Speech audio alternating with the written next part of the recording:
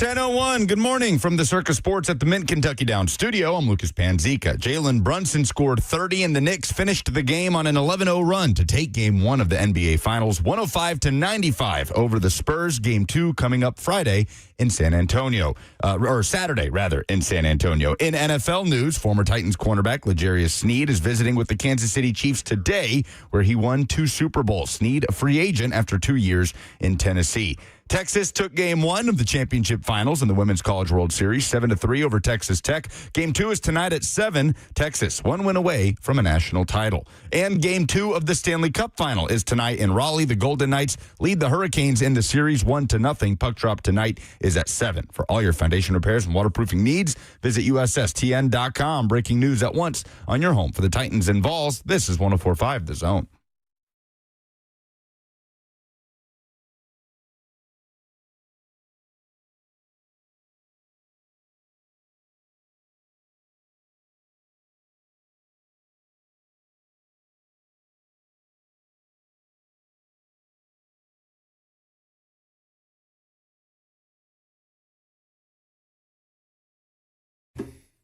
Another day, another opportunity to pontificate on the potential addition of a new perspective. We did not get to the thinking of the unthinkable yesterday, did we, Robert? I thought you were supposed to remind me. We have to address these very important things, these profound thoughts, these uncomfortable truths. We have to get to them at some point. You can't keep putting them off. I know. We were just so jam-packed with info and knowledge yesterday. We didn't get to it, but I promise we will get to it today. We did not get to think about the unthinkable, but today we will pontificate on what is possible. Interesting. Interesting indeed. Good morning, boys. Morning. Pontificating on the potential. Yes. How often would you say that you pontificate on a regular basis? Because I don't know what's going on between those ears. Me or him? Either of you. No, you. I don't think I know. I fear, like your innate ability to hear a word or maybe a phrase and come up with just the most back-ass words way to bring it full circle is something that I do respect. I don't understand it. I wish I had a better understanding of it. Lucas, I don't know. Lucas, I look over, and it could be World Cup that he's interested in today. It could be hot chicken that he's interested in today. I don't know. It's always hot chicken. Pontificating and Lucas are not things that I think about on a regular basis. It's like some nice elevator music and maybe a soccer ball bouncing around. It sounds like a lovely what's happening in my brain. Way to exist. It's a great way to live. I don't blame you at all. Well, we are going to pontificate on canceling the World Cup today at 11:45. What? That's my tease. That's all I've got, Lucas. What? Lucas and I have been butting heads over this all morning, but I think that it would be a true travesty to hold the World Cup. I think that it needs to be canceled and potentially banned. He's got his green thumb today. Now, we will talk about this more at 11:45. Your green thumb. Yes. And my thumb is ready to be hitchhiked off of the highway of pollution. Okay. And if Lucas isn't down with that, I've got something else he can do with this thumb, buddy. Oh. I will say this. You can turn it down. I was going to say, yikes. If I dismissed professional wrestling the way Robert dismisses the World Cup, he would be so upset with me. See, How do I know you don't do that? I think, calm down.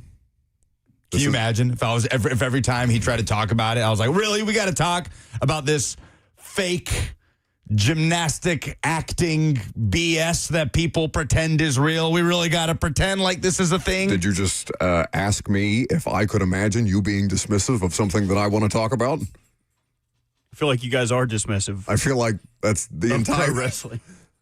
I mean, we are. We look at you and say, who is that? When a caller calls in and talks about the Danhausen guy, I still don't know. If I cared, I'd look it up. See, this is the thing. It's not just that we are dismissive of each other's interests. It's that we just don't make any effort whatsoever to further find out about what each other is interested in, right? I do feel like Robert occasionally asks you soccer questions out of sheer curiosity. Like, those are genuine moments. And then I think he goes back to not caring. And so I think when Lucas has this thing that He has a countdown for, a daily countdown for, which is down to now 7 days. 1 week. 7 days, yes. We are a calendar week away from the World Cup. So when Lucas has this thing and Robert, his work best friend, is not equally as excited about this thing, I feel that it lessens it a little bit for Lucas. Lucas wants everybody to enjoy this as much as he is going to enjoy it, and I like that. I am down to be interested in the things that the two of you want to be interested in. I went with you to a WWE event. I like it. I enjoyed it. You went to that event because Jelly Roll was participating, not out of friendship, though you did. I bought your ticket. You did. It was my birthday present. Okay. You can't be like, oh. Then I mean it for your birthday. I am good at feigning interest, but once that interest... I wasn't feigning. No, I wanted to go. I'm saying that I'm good at feigning. Oh, okay. I am good at feigning interest. But once the planet... Well, you're a good liar. Once the planet's well-being is brought into question, that's when I start asking questions. I grew up with the greatest, Captain Planet, Bill Nye, all of these great eco-warriors, and that's what I'm worried about. We need to quit doing the segment now. I'm running out of thesaurus words to describe how philanthropically green I am. Jalen Brunson scored 30 points after coming back into the game where it looked like game one was headed in a certain direction. What, are you in a hurry? The Spurs, yeah. Let's get to the finish line here. The finish line, it's 10:07. Spurs took an early lead. Brunson's headed to the locker room, and you're thinking, my coffee yet. Uh-oh, this is looking like it's going to go a certain way for the New York Knicks. No, how much did New York hold its breath when he walked into the locker room? Oh, yeah, like their entire fanhood flashed before their eyes. And then he comes back out and he puts on an absolute clinic. He was awesome. Just a clinic. He was awesome. He looked, did you see his post-game interview? Yes. And so very, very just, short, abrupt, about, intense is the word that I would use. Because, I've talked about him not being a great quote before, but that dude's just locked in and he looked totally drained. Like that was a superhuman effort that he gave in real time. And you saw the camera, the ESPN cameras flashed or ABC cameras flashed to the opposite tunnel, the Spurs tunnel, where Wembanyama's just shaking his head in disgust. Like, how the hell did we let that happen, especially at home? The Knicks, underdogs in San Antonio last night, looked and had every reason to be questioned and to kind of, maybe question themselves once Jalen Brunson went out. And, man, if they didn't just steal themselves and literally steal a game on the road in dramatic fashion. Not steal a game almost sounds too dismissive. They went in there and won that game. Yep. And now the series shifts in their favor immediately. And we'll see if they can have another incredible performance. They just keep winning 12 consecutive wins. They haven't lost since April. Playoffs. They have not won or they have not lost since April. Is an insane thing to say in that sport. Given that, no matter what you think of the level of competition, because that's the best team they've faced in the playoffs, and they just took one from them. On the road. So they have harnessed the momentum after game one with a 10-point win. Game two on Friday, and so Wemby, ball is in your court, quite literally, on Friday to come up with some sort of response. I did love the moment late in the game with the fan running onto the court to take a selfie. You love that? Because I hated that. No, I didn't. I love the Wembanyama smiled for the picture. That's what I loved about it. Like on the replay, Wemby is leaning in and smiling. I don't know I can't remember what the difference was. It's like a 2-point game. It's crunch time. It's the NBA Finals. And Wemby's just grinning, trying to get in the selfie of this fan. If that picture gets out, man, it's gonna do some numbers, but I'm sure they nipped that in the bud. You think they made him delete it? I bet they do, man. I don't think. No. That's my intellectual property. I took that picture. You're not allowed to take that. I don't think they can make you delete the picture. I would be sending it to all of my friends. Oh, hold on. Can I call someone? I get one phone call, right? They can threaten you, I guess, and you be don't like, think they can make him delete the picture? We'll throw the book at you if you don't delete the picture or whatever. Because I don't know what legal recourse they would have to take his phone and delete the picture. I guess that's what I'm saying. I don't think they can outright take the phone. But they do everything to avoid incentivizing that behavior, right? Like when there's a streaker on a football field or somebody's running onto a football field, CBS cameras will not touch it. They won't show it because they don't want that, for people to be incentivized to get on TV. Yeah. So if this dude posts that picture and Wemby's like in the back corner of it smiling, it's going to blow up. It's going to do some numbers. So I could see them finding a way to maybe get the rid of that NBA picture. has like legal recourse to be like, Yeah, that's you not your trespass. intellectual property or whatever. Yeah. Like, it's actually ours because it happened on the court in the middle of our game. Marciano says the picture's already out. So Okay.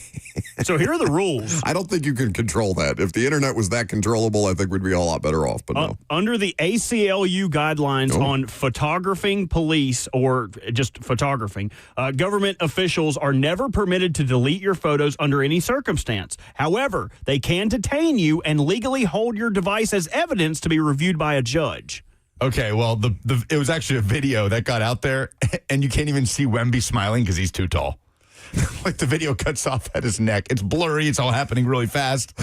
But it's literally, it looks like Slender Man in the background. The picture of Cut the off at the year, neck. and you couldn't get the tallest guy. I mean, he's not. Is he the tallest person that we have going right now? Surely there's somebody slightly Like taller. tallest than, human? Yeah, I don't think he's No. at 7'4". What happened to tallest Boban? human. Is Boban still playing? Is Boban taller than 7'4"? No, though? Boban was a monster. Hold Okay, on. but There's that Wembanyama Florida. is a monster. No, there's that guy at Florida that's taller than Wemby. Is he? Boban is 7'4". Olivier Roux, 7'9". Oh God. He was recognized as the world's tallest teenager.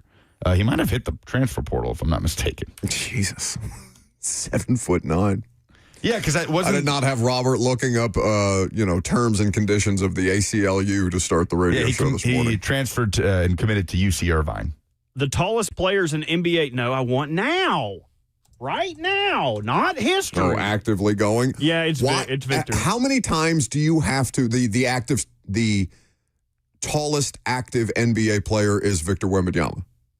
Yes, he, Zach Edey, Bol, Kristaps Porzingis, Donovan Klingon. Ooh, Klingon. Tallest man in the world is a man in Turkey who stands at 8 feet, 2.8 It inches. just can't be pleasant. How do you stack turkey that high? Okay. What do you think the spread is for Game 2 of the NBA Finals in San Antonio? It wasn't that bad. It's how you said it. You said the tallest man in Turkey. Literally, that's what you said. I can give up, too. Watch me give Turkey. up. Watch me give up, everybody. Watch this. Can you hear the button? Cut my camera off. It's cut okay. cut my camera off. Buddy, I gave up long before the radio show even started. I'm just here. Bye. What do you think the spread is for Game 2? Ooh, in San Antonio, it was Spurs. It opened Spurs 5.5 initially and was 4.5 heading into yesterday's game. Yeah. I'm going to say Spurs 1.5. 5.5. Favored by 5.5 at home before the series goes to New York on Monday. All right. So perhaps I'm ignorant to gambling. Is 5.5? Because I really only look at football lines on a regular basis. So I don't know if 5.5 is basketball's version of 1.5. But that feels like, I don't know. I feel like it would be closer. We'll see. See what happens. What do we think I don't want to, speculate recklessly, but do we think that Brunson misses any time? He said he felt fine in the post-game interview. And Yeah, he I'm sure looked whatever fine. they shot him up Nah, with man, made him feel fine. I'd be so surprised Surprised. That if he misses any time. yeah, it just feels like something that we would find out after the fact, whatever he's had to play through. Because, he came back and it was like his knee was bloody. It's a weird look. Anyway, good for the Knicks. New York looked crazy. It's going to be crazy the whole way through. A lot of New York fans, Knicks fans in the house in San Antonio last night. Did you guys see the segment with Charles Barkley and the San Antonio mayor? I did have that on. That was funny. He's giving her hell about the Alamo. He's like, y'all's biggest tourist attraction is the place a bunch of people died at. Just roasting the Alamo right in front of the mayor. Do you think? Well, she called Barkley classless. It was good. It was good TV. It was, well, I don't know. It was a little cringy. I guess I thought the she played cringe along makes well. it. No, I thought you drop anybody into the middle of that particular cast of characters that's just used to giving each other crap every time one of them gets a chance to speak. I feel like you have to, it takes a minute to assimilate. Hell, Draymond can't even do it well. But, yeah, I did think it was good television. Any difference in the Inside the NBA that's on ESPN and the one that was on TNT? Like, I have not heard any complaints. I don't watch enough. I don't think to have a clear opinion on it, but every time I turn it on, it's the same show to me. It's probably the only pregame show that I really watch. I mean, Game Day a little bit, and I'll flip over to the Fox one every once in a while just because of Big Ten stuff. But feels like for the most part, they've left it alone. 615-737-1045, the number if you want to jump in. Facebook, YouTube, Twitter, and Twitch is where you live stream the show. We can get back to the NBA Finals a little later on. Coming up next. Oh, by the way, we're going to the bowling alley after the show today. Eastside Bowl. What are we doing at Eastside Bowl today? Oh, did you give up? Is the show too hard for you? And the beauty of Eastside Bowl is you can bowl and you can go see live music and you can play pool and you can enjoy some food and beverages. Well, we're not doing all of that today, right? We're just going over there to shoot some promotional stuff. But they open at 4, so you can do all of that then. We will play you a clip of the install with Greg Cosell of NFL Films coming up next.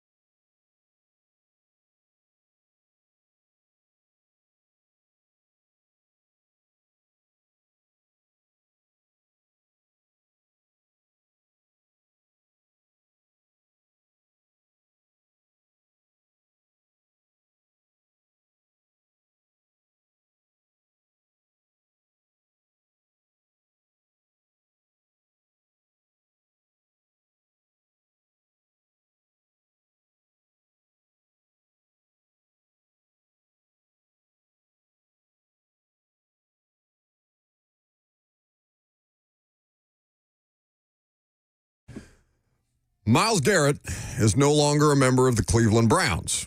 Hasn't been for several days. Monday was crazy. Lucas, I think, was accurate in saying that nobody anticipated the Myles Garrett trade. I think I pushed back on it a little bit just because I had literally heard Browns reporters in March in Arizona at owners' meetings asking Andrew Berry about trading Myles Garrett. Now, maybe that wasn't much discussed, but either way, he's with the Rams now. Jared Verse is a member of the Cleveland Browns. Would you send Jared Verse a message of congratulations if you had his number, or would you be the person who's like, oh man, Cleveland, I'm sorry, that sucks? Because I'm sure he's getting plenty of both. And I don't know how that feels as a pro athlete. Because maybe you approach it with the right mindset, and you're going to meet this new challenge head on. Because Cleveland's a challenge, and I'm sure you're going to be financially rewarded in all of this. But that's tough if you're Jared Verse. It's a shocking trade. Is there one that had greater shock value that comes to mind immediately? I mean, there's usually one thing every year that catches us off guard. But I don't know that anything quite like, man, maybe it's because we were live on the air and we got the news. Well, when's the last time a player of his caliber got traded? Well, what is a player of his caliber? A future Hall of Famer in the prime of his career. In the prime of his career. Coming off the best season of his career. I mean, the closest thing that I can think of was done by the same team when they acquired Matthew Stafford. But there was, I don't really remember the lead up to the Rams-Lions trade. Like, was there a lot of discussion about Matt Stafford being moved? Because there was a little bit of Myles Garrett noise. I have to imagine that didn't just sneak up on people. But I don't remember exactly. So you're probably right. I mean, the A.J. Brown thing was shocking. It was shocking that they actually did it. He's not a future Hall of Famer yet. Maybe he becomes one. We'll see. A.J. Brown thing was not shocking. We've been talking about that for months. Well, I don't know what you mean by that. When he got traded here. Oh, from here? Oh, yes. No, that was shocking. That was a blind side. See, I can relate, Robert, to him being dismissive of things that I say. But like that is a thing, the Myles Garrett trade, that doesn't really happen. No, not like that. Those players, not to the Super Bowl favorite. They just pick up the best defensive player in the sport, and maybe ever. It just doesn't happen. And we talk about that with offensive tackles, right? It's hard to go get your offensive tackle if you're not drafting them because teams don't let go of those guys. Is it easier to get a pass rusher though than it is an offensive tackle that's good? I think it might be. Probably. But teams also don't get rid of elite pass rushers, much less not that Hall of Fame. Not defensive. that guy. I mean, can you imagine? It'd be like if the Seahawks traded Jackson Smith and Jigba coming off his Offensive Player of the Year award. I mean, it just doesn't happen. So he's a Ram now. It's a franchise-altering trade. I haven't really, I wouldn't, I mean, I do actually know. I feel like I know a lot of people from Cleveland that moved to Nashville. Well, yeah, Cleveland, Ohio generally. That's the thing I feel the worst about for Jared Browns Verse. fans? No, that he has to go from living in sunny California to the wasteland that is Ohio. You ever driven through Ohio? Yeah. I'm doing it tomorrow. You sound excited. Oh, it's a terrible place. A lot of football people come from there, but they tend to leave there. It does produce a lot of football people. What's the LeBron James line? He was talking about how he doesn't like to play in Memphis, and he said I think it was like bleep. I don't like going home either, and it's just what it is. So yeah, that's tough. The Browns fan base, though, how would you feel if you were a Browns fan? Because I'll just put Titans fans in the mindset of what if this happened with Jeff Simmons? Say something doesn't go right. And what would they have to be at the deadline for you to have the conversation around Jeff again? Because even this year, I felt like we were like, no. I mean, there were some people that wanted him moved, but they would have to be a disaster for it to even be on the table in 2026. I really don't think there's a scenario in which he's moved, certainly, in the next 2 years, to me. I think he's too important for what they're trying to build. I'm just saying Cleveland went disastrously wrong. The Deshaun Watson thing and everything that spiraled after they signed Deshaun Watson, that blew them wide open. as far as what they thought they were going to be able to accomplish with the team that they were building. If something were to happen in Tennessee, how would Titans fans feel? One, if things went down that way. Okay, thank God. What do you got? From Adam Schefter, Green Bay wide receiver Christian Watson and the Packers have reached an agreement on a 4-year, $110.5 million contract extension that includes a $31 million signing bonus. Everybody just getting their asses in gear with wide receiver contracts since Drake London? It's definitely under the Drake London mark that puts Watson with the total money at over $27.5 million per year. Who else is due? Zay Flowers.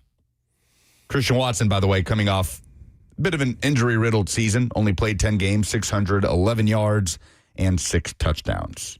He has not had a season with more than 620 yards. Do you want to keep Zay Flowers? I would like to, but the Ravens historically have never kept a wide receiver outside of Rashad Bateman. He's like the first wide receiver they've drafted that they gave a second contract to.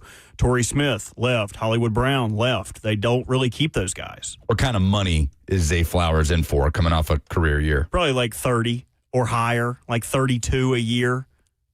That's a lot. It is a lot. I would also say, just going off the Christian Watson signing, that $31 million guarantee is a little low. Like, he's getting less than 50% in guarantees. That's probably your injury thing. So that tells me that is a year and a half to a 2-year contract. Mm-hmm. He is not expected to play out the full length of that deal. So really, they're going to owe him $31 million. They gave him a big total to make him feel happy. If I was a Packers fan, I'd be frustrated. Just because they continue to invest. I mean, since Aaron Rodgers has left, because the whole thing was they didn't draft wide receivers in the first round. Nope. The cheer in Green Bay while the draft was in Green Bay when they took Matthew Golden with their first round pick. They're just like, all right, we'll throw you a bone. But they have consistently, since Rodgers left, since Jordan Love has been the guy, they have consistently invested in wide receivers who are just kind of like, not bad. Dontavian Wicks, who, when he was there, Christian Watson, while he's still there, who's the other one that just... Dobbs. Romeo Dobbs, who signed with the Patriots.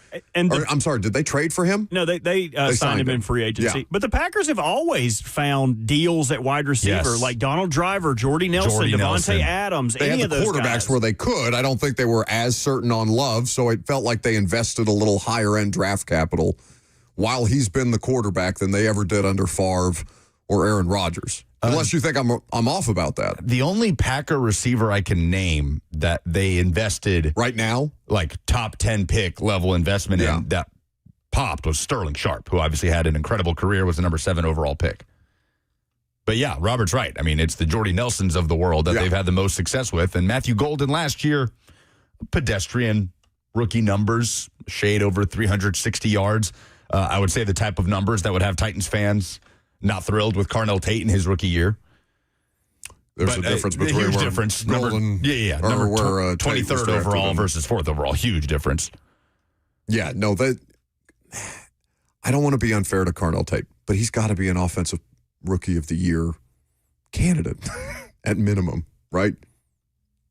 Just like he's got to be one of the best rookie offensive players in football with the 4th overall pick. The Packers, I can't remember what category we put them in when we were doing expectation tiers. Probably wild card. I don't know that they should outright win their division. I'm sure Packers fans expect them to win that division. It's a weird one. NFC, I don't know. Do they just shut it down as long as the Rams are healthy? Stafford's extension is for what, an extra year? Yeah. I think he's only locked in for another year, right? And that makes sense. I thought it was a 2-year deal. I can double check that.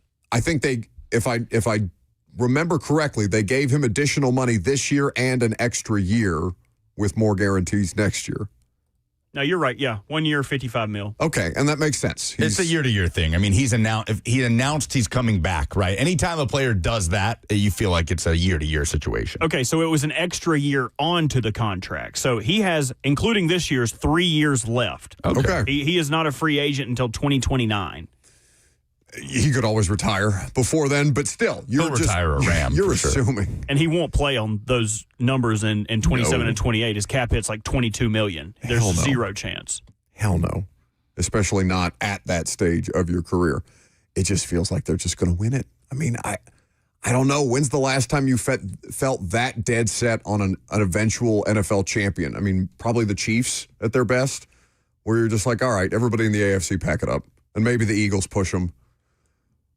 The NFC feels like it's been harder to win the last couple of years because the team that just won the Super Bowl is in their own division, and it's not like they're not much worse off. I feel like we haven't talked about the Seahawks at all for a team that just won the championship. For all the other outsized things that we've talked about around the NFL, like they're just kind of waiting in the wings to beat the Patriots' ass again in week 1 while the Rams do all these flashy things. I am so fascinated to see, because it's not going to change the schematic way that they play in LA, but how much better all these other players get around him. Like Byron Young's going to be one of the best pass rushers in football if he's healthy out there alongside Myles Garrett. How much better is he than you expected him to be coming out of Tennessee? Definitely better, for sure. I mean, Byron Young was a good player at Tennessee. You could see the talent. Had a really cool story, too. Started out, I can't remember the exact name of the military academy in Georgia. Almost quit football. Had a roundabout path to get to Tennessee. And then he's, what was it, a second-round pick to L.A.? But that sounds right. He's popped in a way that I think even the most optimistic Tennessee fan didn't see him breaking out that quickly in the NFL. Yeah, all of those dudes are going to benefit in a huge way from Myles Garrett's presence. Andrew Berry, the general manager, wasn't it you that brought up the other day, like, what's his legacy in Cleveland going to be? Yeah, I mean, and that was before the Myles Garrett trade. The most notable moves he's made as the GM, trade away Myles Garrett, acquire Deshaun Watson. How do Browns fans feel about the value? Because it's a first rounder in this upcoming draft, but that could be the 32nd pick. It's still a good draft, we think. A second in 28 and a third in 29. Yeah, and a Pro Bowl pass rusher. Yep. Good player. Defensive Rookie of the Year a couple years ago. If you get an approximation of Myles Garrett plus 3 players, you're getting 80% of the production at 20% of the cost. Like, that's the business model, and right? he'll get paid. I mean, Cleveland will now have to pay him because they will have, cleared a huge contract off their books. He's extension eligible at the end of the year. Next year, yes, at the end of the year. So he has 2 years left on his rookie deal plus a 5th-year option. You probably feel pretty good about the value, but then Andrew Berry gets up at a podium and says this. Do you have that audio of Andrew Berry? He wasn't on the block. You weren't auctioning him off. If there have been reports that this was the only team that you seriously engaged in talks, why not open up the bidding and try to get a few more picks out of it? That wasn't the goal. That wasn't the goal of Myles. And probably what I mentioned on the onset, if we were to trade Myles, it's a very narrow universe of deals that satisfy it. Everyone wants to have a Myles Garrett on their team, but not everyone can afford that acquisition cost in terms of players, picks and dollars. And so, that was not the intent of any of it. You can't feel good if you're a Browns fan and you hear that. Like, if you're Myles Garrett, you probably appreciate it. Like, yeah, the purpose wasn't to just gouge the most desperate team and trade him to, I don't know, Arizona or something like that. So Myles Garrett, I'm sure they did him a solid. If you're a Browns fan, you're looking around and be like, but he's the best player we may have ever had. You didn't at least shop him? I would have a hard time dealing with that if I was a fan or a reporter in that room. That would lead to so many different questions. I don't know. What's the balance there? Because you have to do business the right way, and that does sound like doing business the right way by Myles Garrett. It also sounds like a little bit of dereliction of duty if you don't even just call another team. At the very least, it's terrible optics to hear your GM say it wasn't the goal to maximize the return. What does that even struggle mean? with that. How do you like, I don't know, how do you rationalize that as a Browns fan? I don't know. What is life as a Browns fan? Oh, I would have given up years ago. Are you kidding me? I really do think the Watson thing pushed a lot of people over the edge. Like, Yeah, I man. know there are some people who are out there grotesque and, offering free massages in the parking lot at Browns tailgates and stuff like that, like the pictures that go viral. Not anymore. Not since the actual football started with Watson in Cleveland. Yeah, sure. But I really, I know people who just straight up stopped being Browns fans. They're like, what are you doing? Yeah. And that was, before the football, just for bringing in the person. Like kind for of outbidding the Falcons, for being like, no, we'll shove so much money in your pockets, you'll just have no choice but to be a Brown. Yeah, it was like that in Washington for a lot of people. Like the Dan Snyder stuff, just over and over and over. Eventually, just pushed people out. Where they're like, what am I doing? Just following this team. Yeah, Cleveland. There's got to be people like that in Cleveland, but they still turn out, man. They still turn out some crazy crowds. Every time I do a game there is a decent crowd. Like this year, it was. When was that Browns game? It was Week December. 13? It was a snow game. Yeah, week like 12 or 13. It was late in the year. And so it wasn't by any means a full house because both teams were not very good. But it was a Shador game, so there were people there. 615-737-1045, the number if you want to jump in. Russell Wilson retired yesterday. We're going to talk about that coming up next.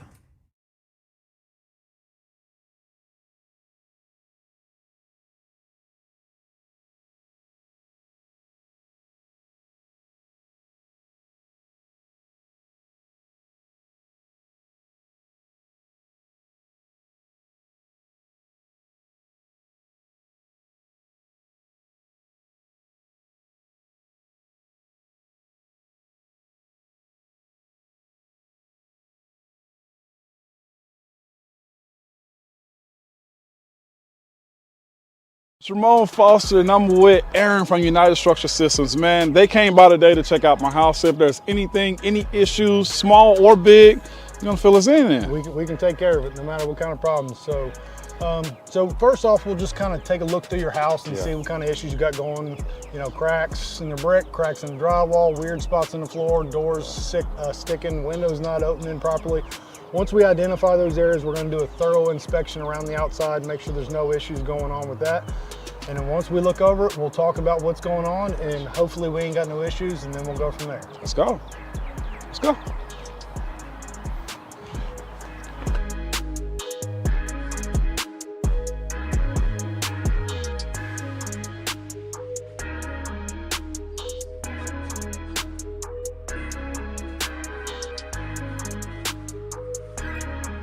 Mr. Foster, so we have looked at the issues that you brought up. We had the drywall in the attic up here above your bonus or your garage. You had some doors sticking. I did. Going in your bathroom. So we've inspected all that. We don't see any major structural concerns. So you're going to be one of our lucky good news customers today. There is some minor deflection there. That's not an uncommon thing. As any house is built, it's its biggest and its strongest the day that it's born. Right? And from that point, it just gets older, just like us. We ain't hopping up out of bed, taking off down the hallway, running downstairs. And Not protecting quarterbacks anymore. No. Opening up late. We're done. Your guard ain't there no more. Okay, so. I got you. So it just happens. It gets a little older and it starts to deflect. Now, there are some things we can do to kind of help adjust those doors, mainly adjusting in the door, which we don't necessarily do, and maybe doing some light shimming in the crawl space down there to address those sticking doors. But for now, no major issues there. We did talk about the grading in the back and some issues that we can take care of back there for you. But that's pretty much up in a nutshell. No big issues and you're good to go. So. Awesome. So again, what you deal with United Structural Systems is it's upfront, it's honest, and now I can sleep peacefully at night, okay?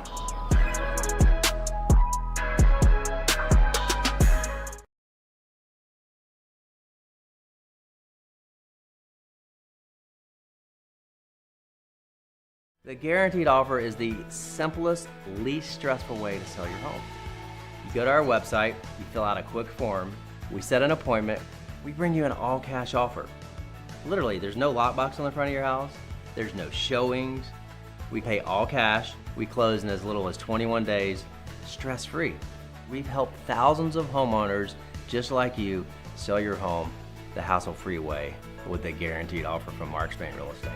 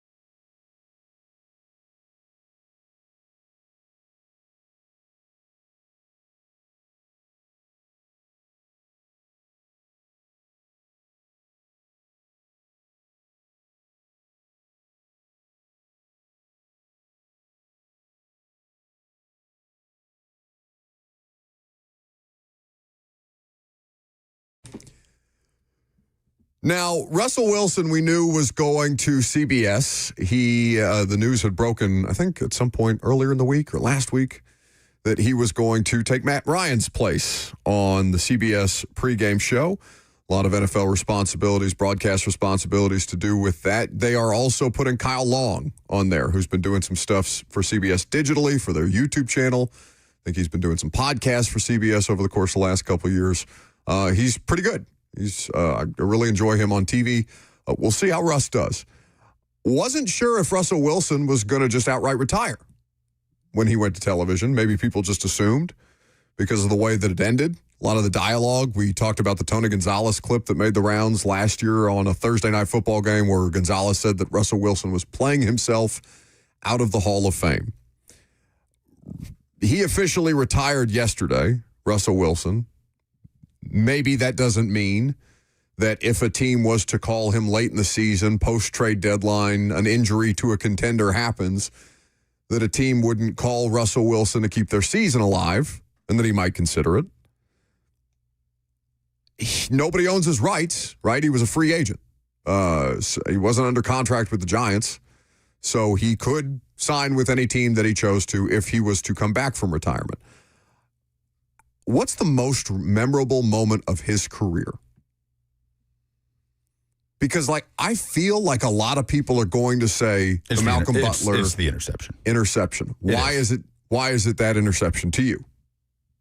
Why is that the most memorable play of a career? He made 10 straight Pro Bowls. It's not some sort of indictment on Russ. No. It's for sure one of the 3. Yeah. Hell, for a lot of people, the most in terms of our generation of watching Super Bowls.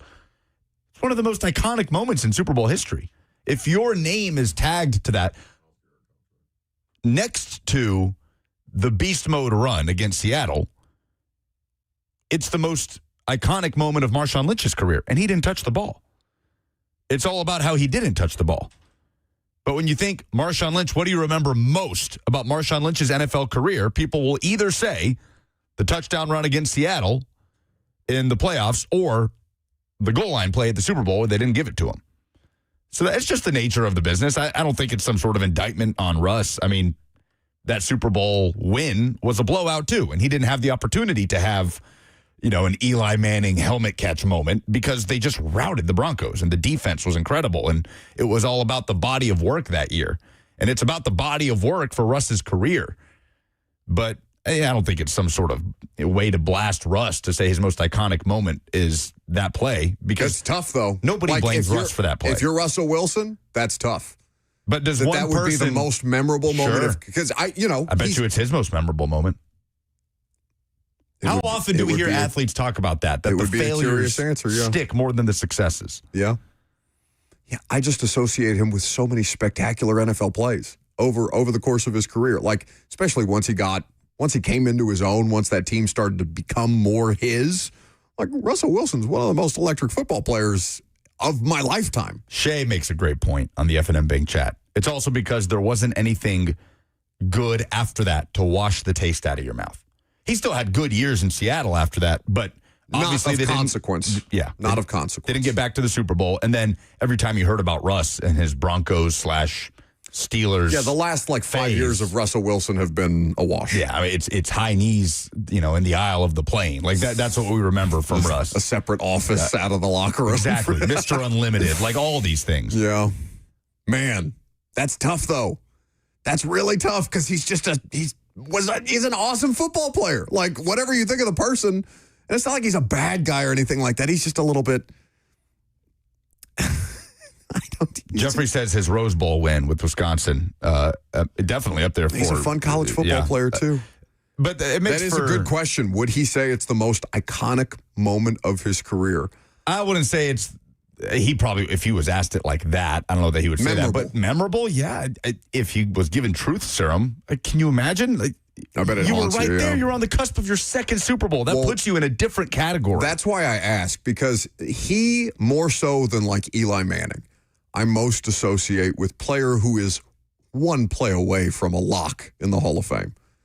If Russell Wilson has 2 rings, and they just do the right thing with Marshawn Lynch, Russell Wilson is I don't think in question. And even though he threw that pick, nobody talks about that play as though the onus is on Russell Wilson, right? No. It's not Russell Wilson botched that play. It's that Pete Carroll botched that play. It's the rare moment. It's because that's an interesting conversation too. It's the rare moment where almost to a person, no one blames that quarterback. Nobody. Not for one throwing person. an interception, Yeah. a game-losing interception.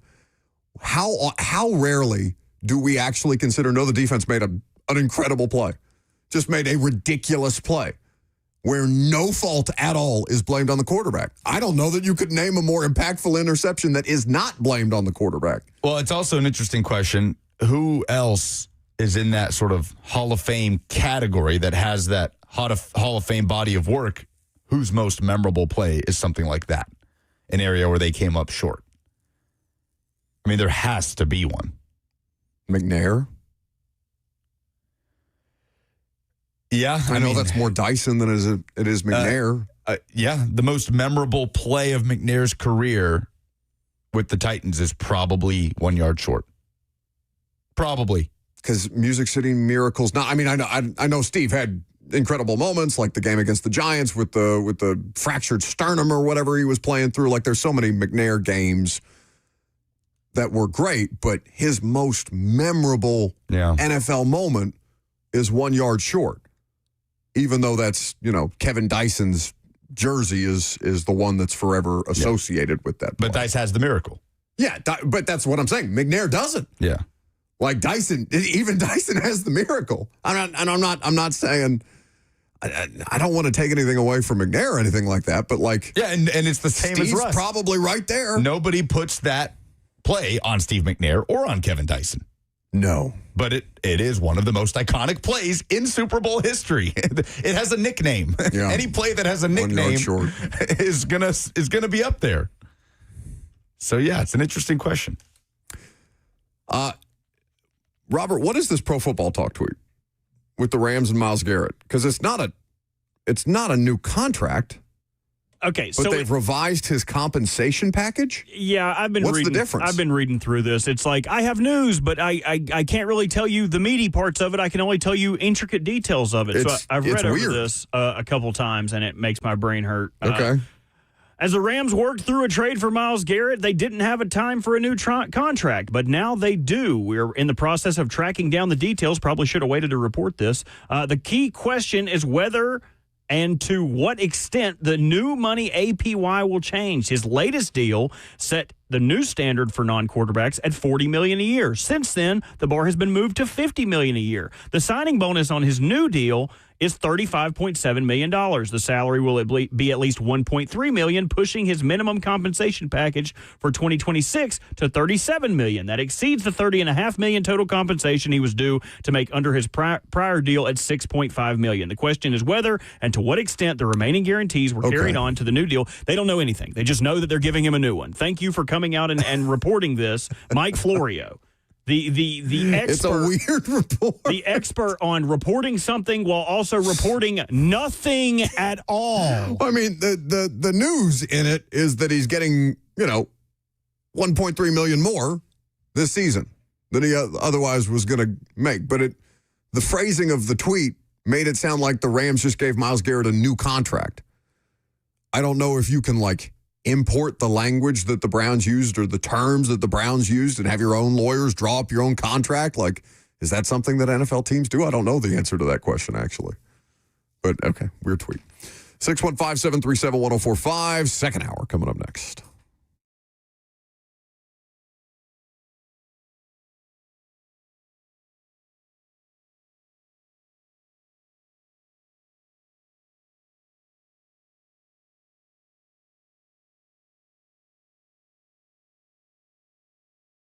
If your energy's off or you're just generally not feeling like you used to, you're not alone. The Tennessee Men's Clinic, powered by Men's Pro, is here to help guys who are experiencing that phase of life. What you'll like about them is that they've been doing this for years. They're not just the newest fly-by-night place or sketchy online pill.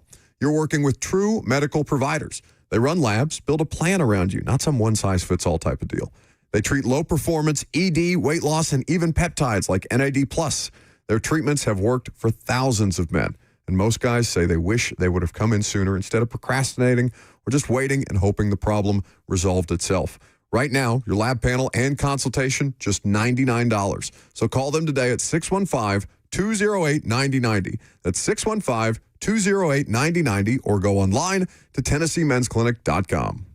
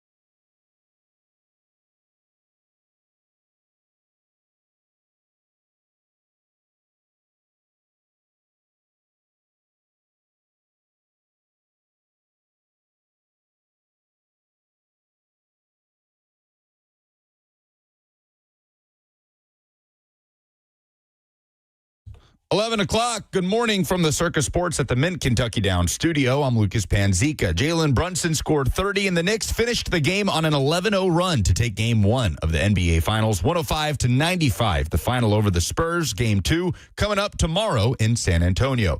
In NFL news, the Packers have signed wide receiver Christian Watson to an extension, 4 years, total money just over $100 million. Also, former Titans cornerback L'Jarius Sneed is visiting with the Kansas City Chiefs today, where he won 2 Super Bowls. Sneed, a free agent after 2 years in Tennessee. Texas took game 1 of the championship finals in the Women's College World Series, 7-3 over Texas Tech. Game 2 happens tonight at 7. Texas 1 win away from a national title. Game 2 of the Stanley Cup final is tonight in Raleigh. The Golden Knights lead the Hurricanes in the series 1-0. Puck drop tonight is at 7 p.m. For all your foundation repairs and waterproofing needs, visit USSTN.com. Breaking news at once on your home for the Titans and Vols. This is 104.5 The Zone.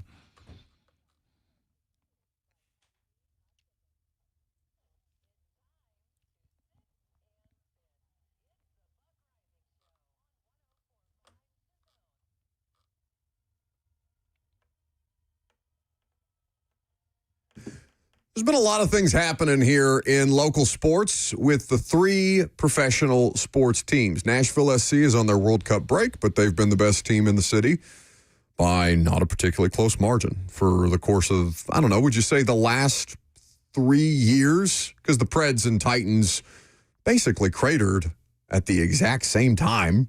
Nashville had a dip in 2024, which is when they hired B.J. Callahan. So I'd say for the last year and a half, for sure. Okay, year and a half for sure.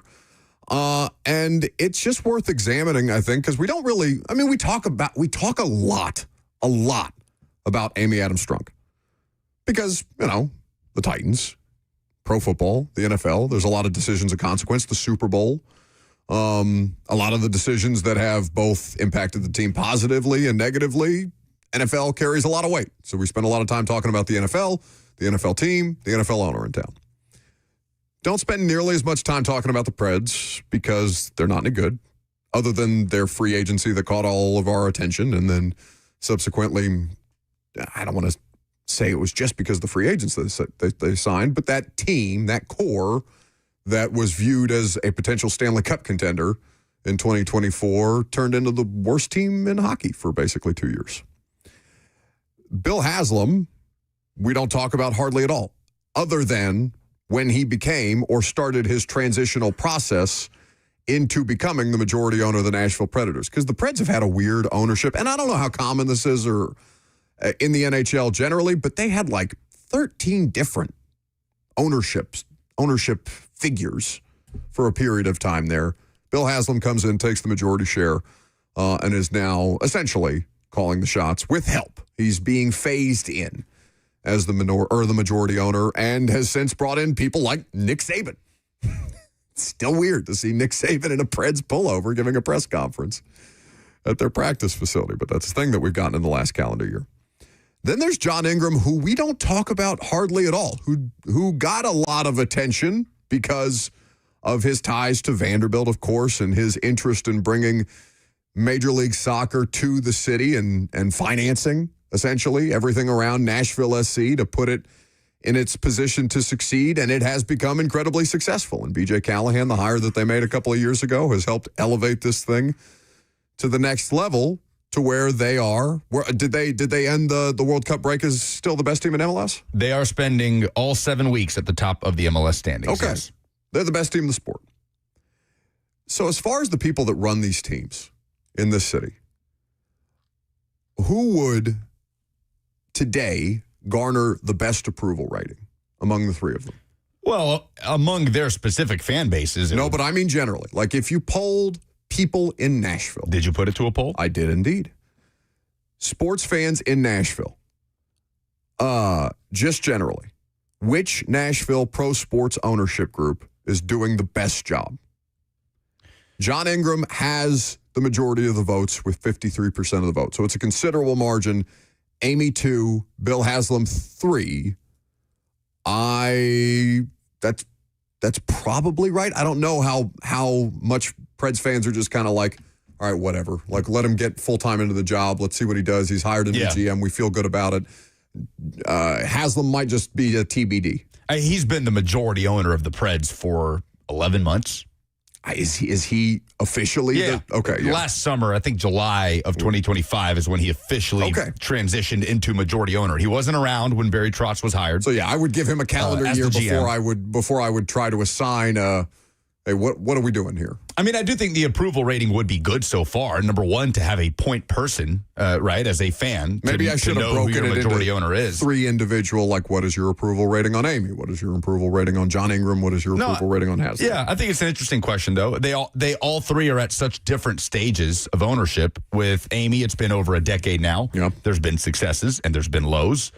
And she's been talked about in a variety of different ways among the Titans fan base, right?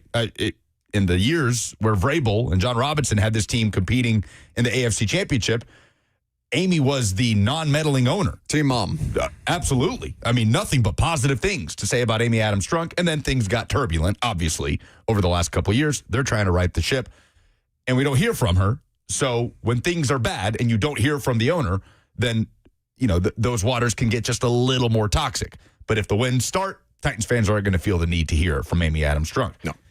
And then Bill Haslam, who's, again, only a year into majority ownership, but to your point, brought in Nick Saban as a part owner / advisor.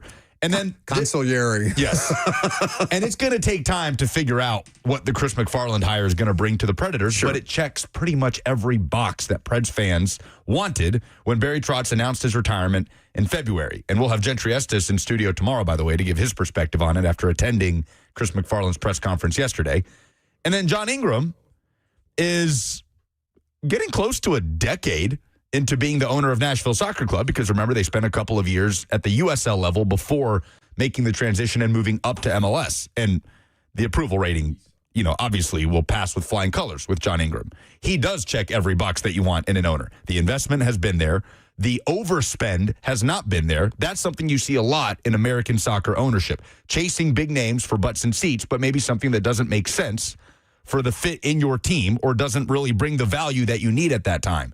The spend has been there. It's been a smart spend, and he stands back and he lets his general manager, his CEO, and his head coach do the job, and it has them right now as the best team in Major League Soccer. Like, I don't know what John Ingram sounds like. Sure, and he speaks. I mean, he's there at press conferences. But I don't follow press conferences every day for them, but like I know what Bill Haslam sounds like because he was a former governor, for God's sakes. We wring our hands about Amy Adams Strunk not speaking, but for the most part, I think if you don't know what your owner sounds like, usually that's a positive thing, I think, if you're a sports fan. Because as we've talked about, typically, especially in the NFL, when owners speak, it's not good. Because who speaks the most? Woody Johnson never shuts up. Jerry never shuts up, right?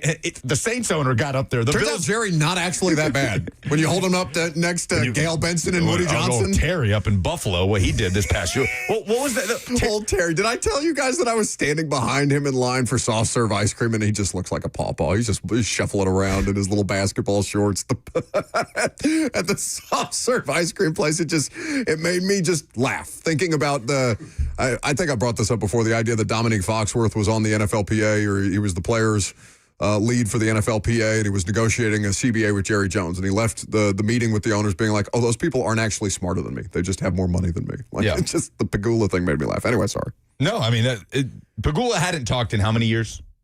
Oh, God, like 9? It had been almost a decade since he had spoken at a podium. Bisciotti doesn't speak, right? I, for some reason, had it in my head that he gave like an annual State of the Ravens, but this is the first time he's spoken and taken questions in how long? And I think it was 6 years. Yeah. Or since 2017, maybe more than that. But, when they do State of the Ravens, it's Eric DaCosta and previously John Harbaugh. But when they fired John Harbaugh, a seismic move in franchise history. Got to get up there. He was front and center. So I think it's a pretty clear pecking order where we are right now with John Ingram at the top and probably Bill Haslam behind him and then Amy Adams Strunk because of where the Titans have been. Yeah, Haslam we'll see, right? Yeah, but we have to see the results start to play out. Bill Haslam is not assigned how bad the Preds have been the last couple of years. Like, that's not pinned on Bill Haslam. How many years have the Titans been bad since 2015? 15 was her first year, and they were 3-13. Bad, as in just bad. Non-competitive? Like out of it, right? Because even the year that they won 6 games at the end, they beat the Jags at the end. Yeah, I'd say... To keep the Jags out of the playoffs, I think. Yes, and even 2022 where they lost 7 games in a row. They were still playing for a division title in the regular season finale and a lot of one-score games. So I'd say 23, 24, and 25. I'd say 23. And if you include 2015, 4. But if we don't include 2015, We'll include 4. So Amy has had, 6 good seasons and 4 bad ones. As the controlling owner, yeah. As the controlling owner. 6 consecutive winning seasons, for what it's worth. Yep. Now, almost, I don't want to necessarily hold 15 against her, but if we're going to count good decisions we think on paper for Haslam, I think we should also probably count the first year for Amy. Because the move of consequence for Amy was Malarkey. Malarkey was a good decision. I mean, maybe it wasn't the most popular decision or whatever, and I don't imagine John Robinson loved being hired after there was already a coach in place. But whatever. They made it work for a couple of years. They weren't a bad football team. They were competitive. So would Amy have the lowest approval rating of the 3 of them? I mean, right now she's ahead of Bill Haslam in the poll. Slightly.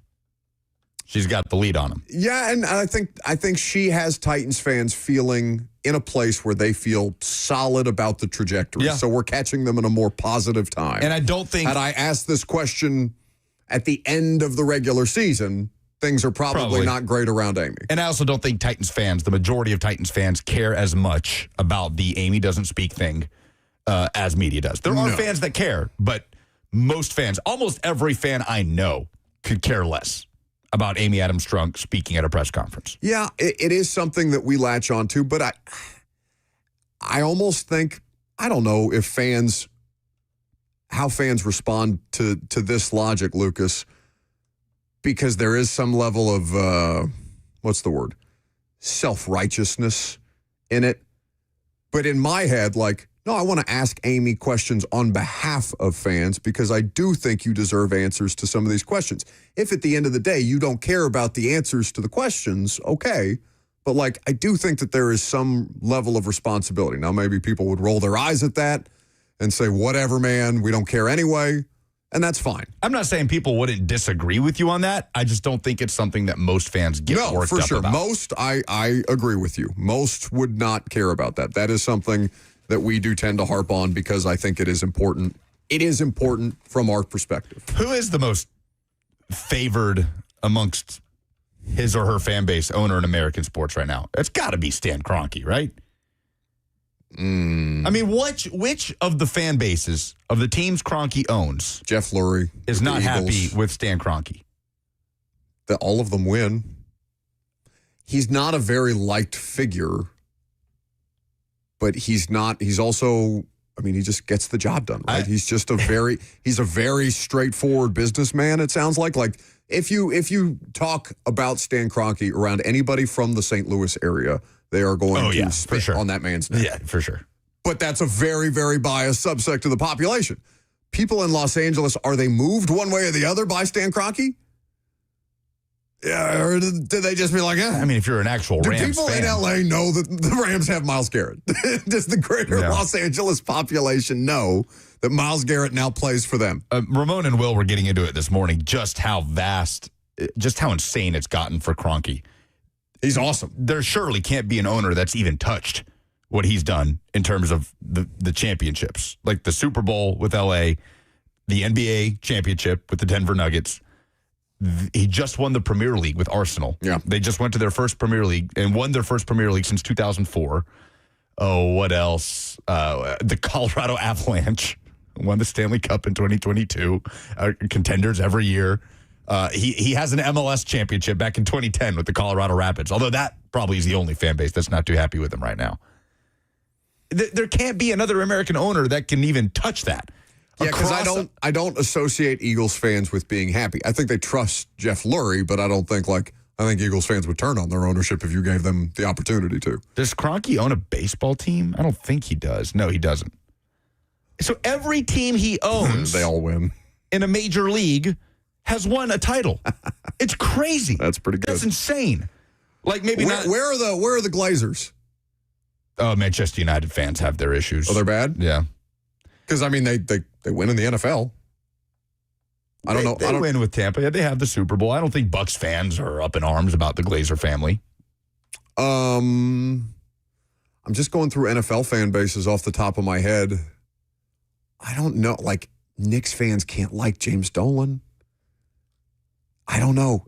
Are they good enough that Knicks fans will finally say, no, James Dolan is, because like they're still talking about Michael Jordan having to broker a peace between James Dolan and, oh my God, who's the famous Knicks enforcer that he banned from Madison Square Garden? Oh, Oakley? Charles Oakley. Yeah. They're still trying to like broker a peace between James Dolan and Charles Oakley. So Oakley can go to games at Madison Square Garden, which is insane. So like the Knicks can win it all and James Dolan still be disliked by a majority of Knicks fans. That's an interesting question. 615-737-1045. L'Jarius Sneed is visiting with the team. We'll tell you who coming up next.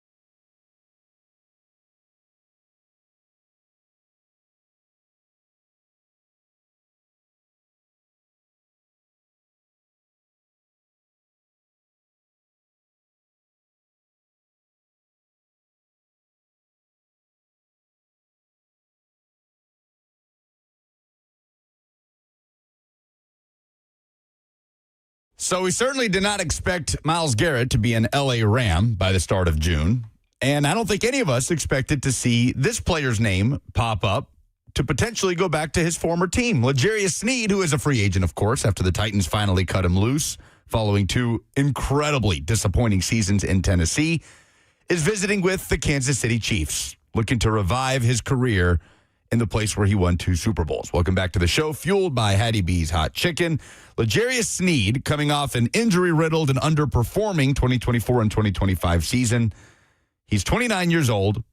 He'll turn 30 after this season.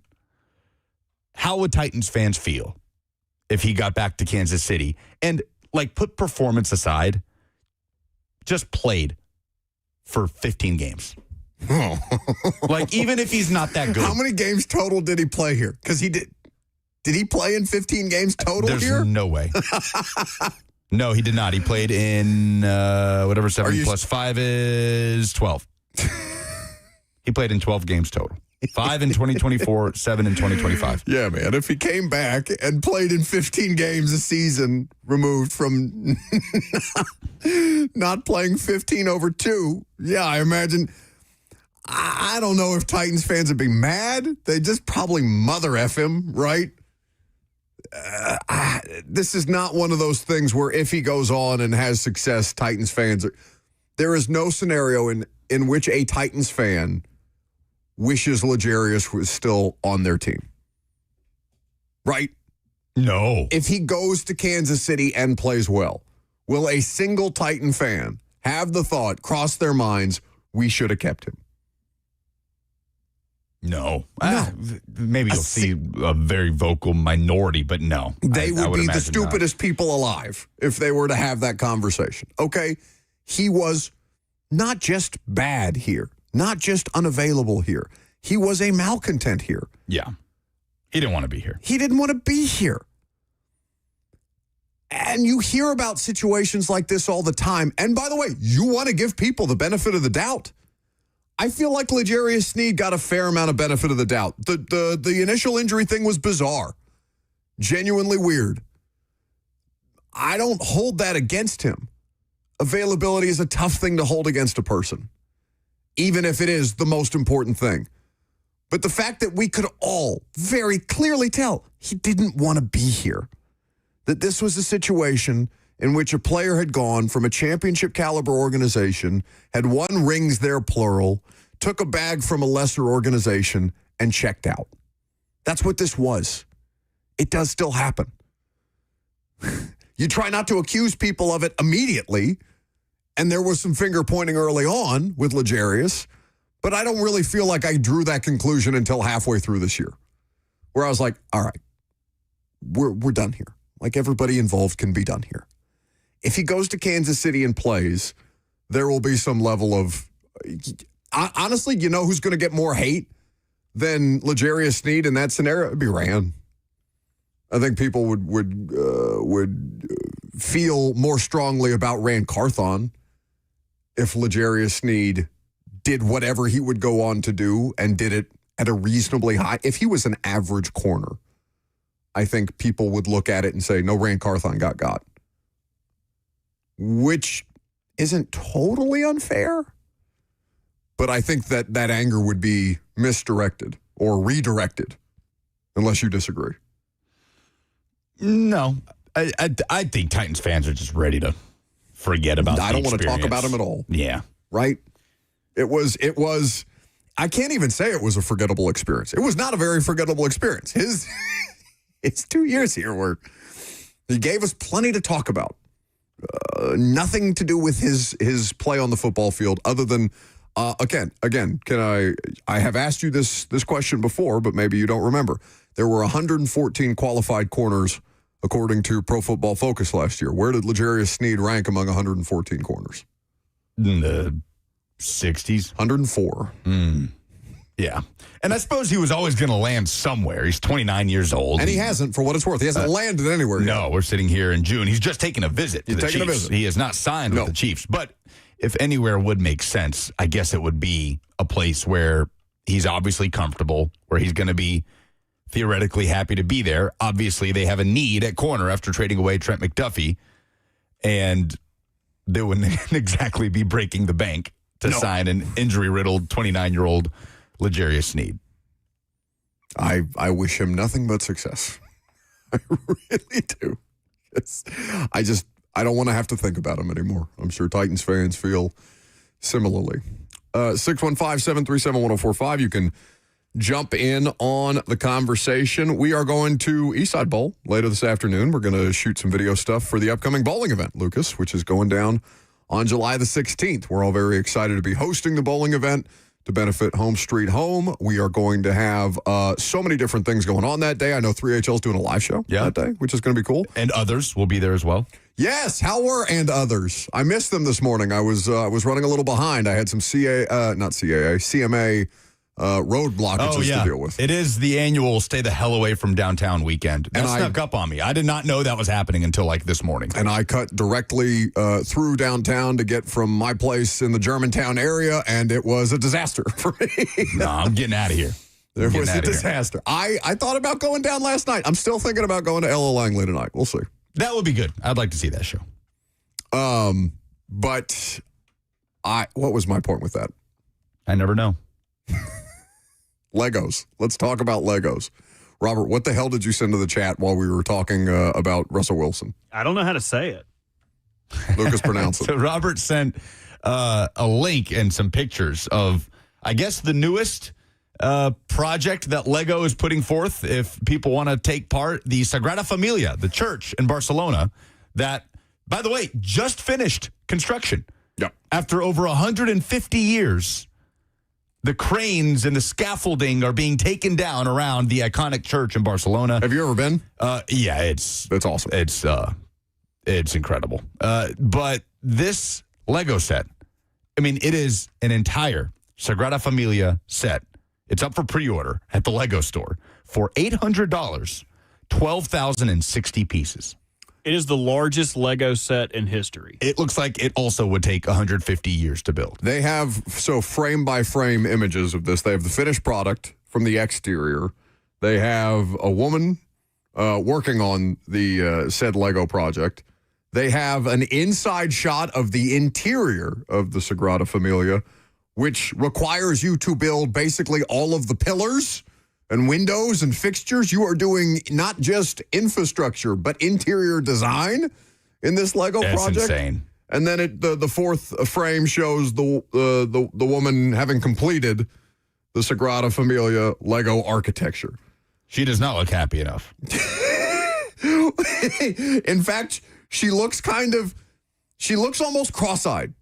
When you look at that picture, if you zoom in on her face, she appears to have gone a bit cross-eyed from probably looking at all the tiny little granular Lego details involved in this. This is a piece of art. Yeah. This is not a Lego set. It's a piece of art. But Robert made a great point. What if Lego started putting out, because they have transitioned fully to adults, it seems. Legos are no longer for kids. They don't care about kids anymore. Turns out kids can't buy them. Let's go after the adults who have $800 to spend on a Lego set. They're putting out 12,000-piece, $800 iconic cathedral Lego sets now. That's not for the children. Wait. Is it pronounced Barcelona? Who said that, Jay? Daniel in the F&M Bank chat says pronounced Barcelona. Yeah, I mean, that is like the... Yes, theoretically, that is like we all say Ibiza, but it's pronounced Ibiza. Ibiza. Yes. Like in Barcelona, in Catalonia, the region the Barcelona's in, yes, that is, you would say Barcelona. So but it is La Sagrada. No. Okay, try it. Sagrada Familia. Yeah, but it's classy, though. You sound like a James Bond villain. It's a classy lisp, Barcelona. But if I go to Ibiza next month and come back and say Ibiza, the two of you are going to look at me like I'm the biggest D-bag alive. Hey, you'll be saying it properly. I don't know. Robert made a great point that if Legos started to put out NFL stadiums or just iconic stadiums in the world, and they haven't, how many fans would just say, take my money? It would be a huge item among like the same people that collect cards and all these different things. Like these would become, I think, memorabilia almost instantaneously. And Robert posed that, and I said, well, they probably don't want to pay what it costs to license. One, do you have to not just do a deal with the NFL, but also do a deal with Nissan? Because it's a Nissan Stadium branded. I bet you could skate past it. You know what FIFA's doing for the World Cup stadiums? Painting over, historically famous architecture in Dallas. Did you see that this week? Yes. They're getting sued by artists in Dallas. Which is hilarious. They just said, a concrete wall. We'll paint over these whales. But during the World Cup, Mercedes-Benz Stadium is not Mercedes-Benz Stadium. It's Atlanta Stadium. No. AT&T Stadium is not AT&T Stadium. It's Dallas Stadium. What? Yeah, like it's not contractually negotiated? Mercedes-Benz Stadium currently has a big FIFA 2026 logo perfectly covering the circular Mercedes-Benz logo on the side of the stadium. You're kidding me. That's insane. You will see it on every broadcast be referred to as Atlanta Stadium, Dallas Stadium, Kansas City. I mean, so on the and so forth. workaround would be, no, we'll call it Nashville Stadium for Legos? I guess so, yeah.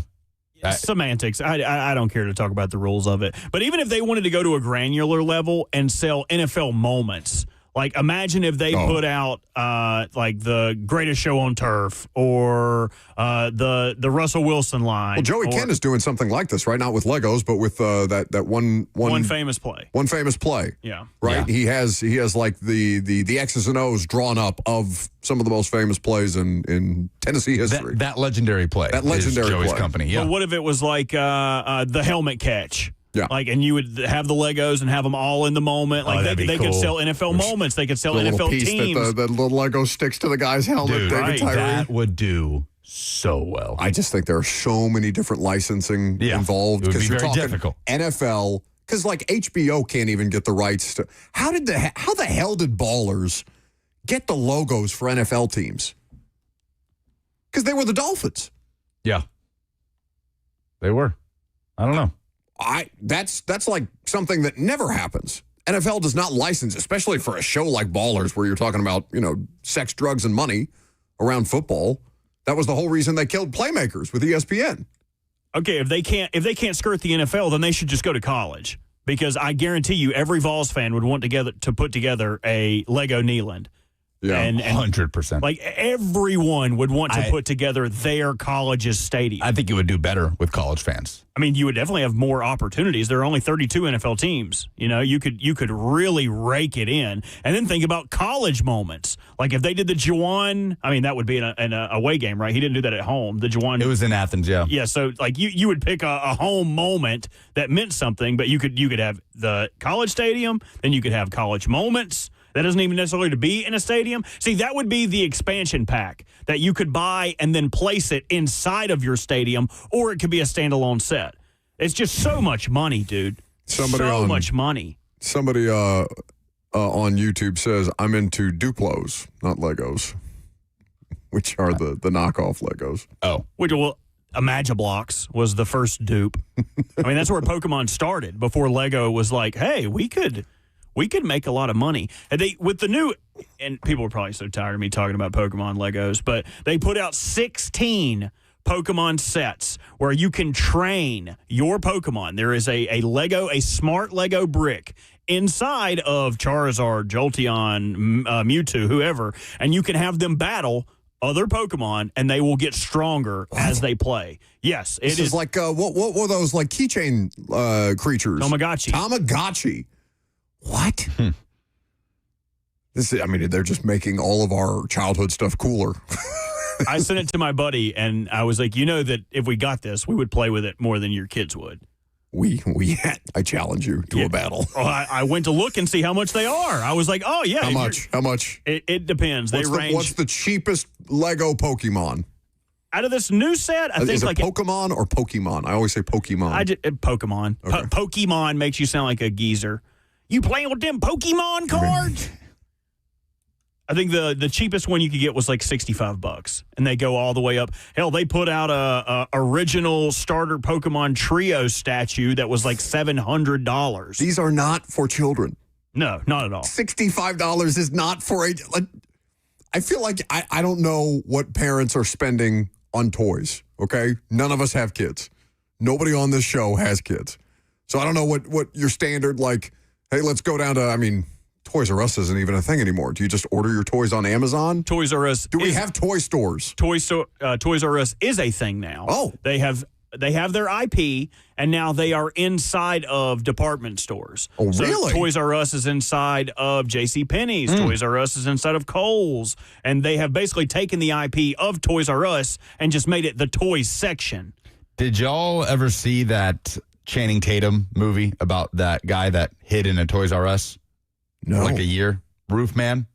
Well, there's another story about that. Who was the woman that hid inside the Walmart?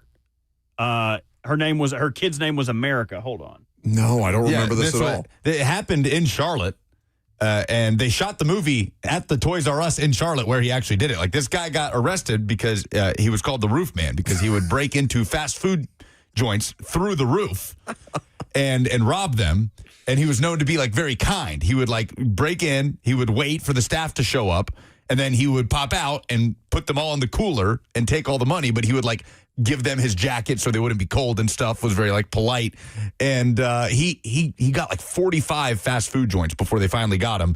And then he escaped from prison and hid in a Toys R Us, lived in a Toys R Us for, like, a year, and was, like, in the community. Like, going to a church. He had a girlfriend who was, like, operating under a fake name, just hiding out in this Toys R Us and living on, like, M&Ms and baby food. How did he escape prison? Through the roof? No, he escaped prison by, out getting under a truck that was, like, delivering something. He was, like, working in the prison. And I feel like you got to go through the roof. The movie was really good. I highly enjoyed it. Channing Tatum and Kirsten Dunst. I watched it on a plane. Well, it's just a poor knockoff of one of Natalie Portman's first roles, Where the Heart Is.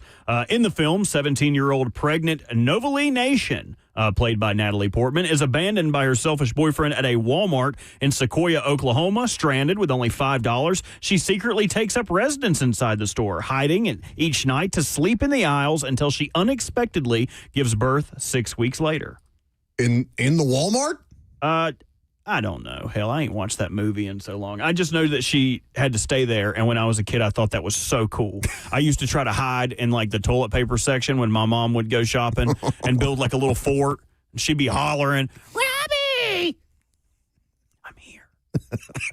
I've always been here." In the toilet paper. Yes. Something poetic about that. 615-737-1045. Robert wants to cancel the World Cup. We'll tell you why next.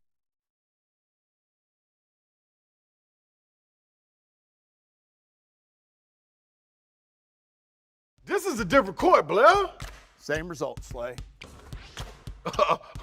Oh, okay, Blair. See, that's Tyler Tanner. See, Tyler Tanner's in the house now. Let's see what you got. Jerry's out, Blair. Blair, come on. Okay, Blair, just come sit down. Come on, Blair, stop. You're going to get hurt. Blair, get off the court. That's enough. What's the verdict, Blair? The courtroom is where I play ball. Boy, Durham, injury law. And that ain't got no roof.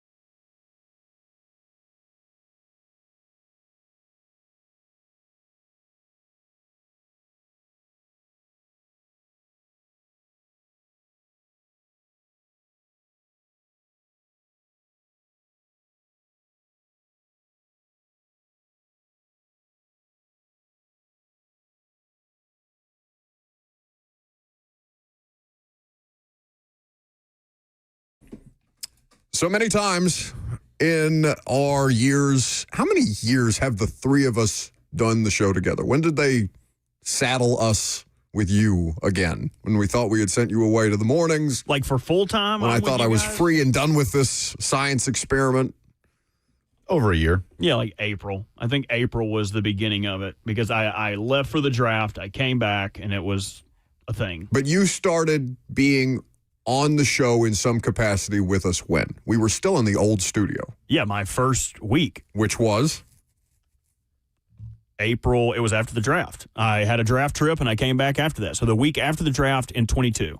Okay. The first A.J. Brown? The first week I started was the Traylon Burks discourse. Okay. Wow. We played horse or rock band on my third day here. Yeah. I had a little journal. Yeah. A little composite notebook. Wait, you don't take notes in the journal anymore? That was when I still needed to learn things. Okay. So, I have spent the 4 years since the three of us have done this show in some form or fashion together, trying to drive a wedge between Lucas and Robert for my entertainment purposes. Today, I think I finally found the thing that's going to break them, the two of them. Robert wants to cancel the World Cup. But not just to rain on his parade. I can acknowledge that Lucas loves soccer on a granular and global level, and also recognize the horrific things that are going to happen because of the hosting of this event. Okay, so Lucas loves the World Cup. His countdown has reached 7 days, man. 7 days. We're a week out. A week out from the World Cup. Lucas has been counting this thing down for probably 100 days, probably more. He's very excited. He's trying to get the two of us not as excited as you are, but you're trying to get us invested in the World Cup. I am willing. Doors open. No. Water's warm. You're not going to be shoving World Cup discourse down our throats when Robert and I are trying to do the Titans with the most important offseason or something like that? Well, you won't be here. Yeah, I'm going to be in Europe. I get to really enjoy the World Cup. I will be the one here. Oh. But I'm going to be here for the first 2 weeks of it. Oh, how long does it? First 2 weeks of it? How long does it last? 5 weeks. Over a month. This is ridiculous. It's a 48-team competition. But yeah, they need to knock that down. I've heard you guys complain about. I have agree been with going that. since April. All you guys complain Robert's correct about that. with conference championships and the playoffs in college football. Oh, too many teams. Oh, don't add more teams to March Madness. And then there's 48 of these teams in the World Cup. You're not going to hear any disagreement from me. Nobody asked for 48. No soccer fans asked for it to go. 32 is a perfect number. It's countries in the world, though. This is the first year that it is up to 48. It was 32 for decades, and FIFA's greed, so on and so forth. Oh, yeah, and they decide to bring it over here to American soil and ruin our infrastructure, ruin our green identity. They want to ruin everything that we're working towards. And so I found this article. Working towards?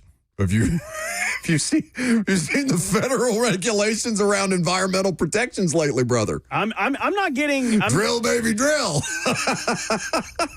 I'm trying to figure out what the frack they're doing over here. Yeah, you know. So this Time article I found today: the 2026 FIFA World Cup is expected to be the biggest tournament in FIFA history, with 48 teams playing 104 good Lord matches in 16 cities across North America. Yet, as FIFA moves to make the event bigger and better, according to one new report, one thing may have been swept to the sidelines: sustainability. An independent assessment published by the global carbon accounting platform Greenly estimates that the 2026 FIFA World Cup will generate 7.8 million metric tons of carbon dioxide. Now, I've had to hear everybody talk about the daggum, how much emissions cows make. Oh, cows are ruining the greenhouse gases. Oh, it's getting so hot. We got to get rid of all these cows. The 7.8 million metric tons of carbon dioxide, that's more than double the official reported emissions for the 2022 FIFA World Cup in Qatar, and the equivalent of that of Sierra Leone. The entire country of Sierra Leone. The entire country. They couldn't have done this in Antarctica. Go ruin the Penguins and the Polar Bears world. Don't worry, mine. We're already well underway that way. Exactly. Go ahead and melt it all down. Make it a big ice cube. Doing so well. Build a ice cathedral to soccer up there. Okay. See how much flopping goes on then. That, though, directly impacts us because Louisiana is almost already basically underwater. So if we send them all up to the icebergs and the icebergs start to melt and the water gets higher, then we lose New Orleans again. This is a quote from Alexis Normand, who is the co-founder of Greenlee. The bigger an event, the more people attend, the more that fly to different venues, the higher it emits. That's the reason the U.S., Mexico, and Canadian World Cup is going to be basically a record-setting emitter because it'll have nearly 3 times more spectators than the previous World Cup. And they're going to be traveling across much larger distances. I think in good conscience, we cannot put this event on. Give me some cities. Give me some cities because I want to know if they have keystone species there. Kansas City. That they're going to be impacted. They're going to be impacted. Philadelphia. Come on, man. Dallas, like Atlanta. The world's oases away from everything else. Fine cities, no trash, clean streets. That's what I think of when I think of Philadelphia. And now what's going to happen? All these people are going to come into these towns, enjoy they're going to go to Reading Market and eat some soft shell crab and enjoy all of our cuisine, everything that we invented here in this country. Espresso. And they're going to trash it and then leave. I don't know how to feel about that. There need to be mandates in place. What's ice going to do? Probably melt. If this keeps up, you just heard about the emissions.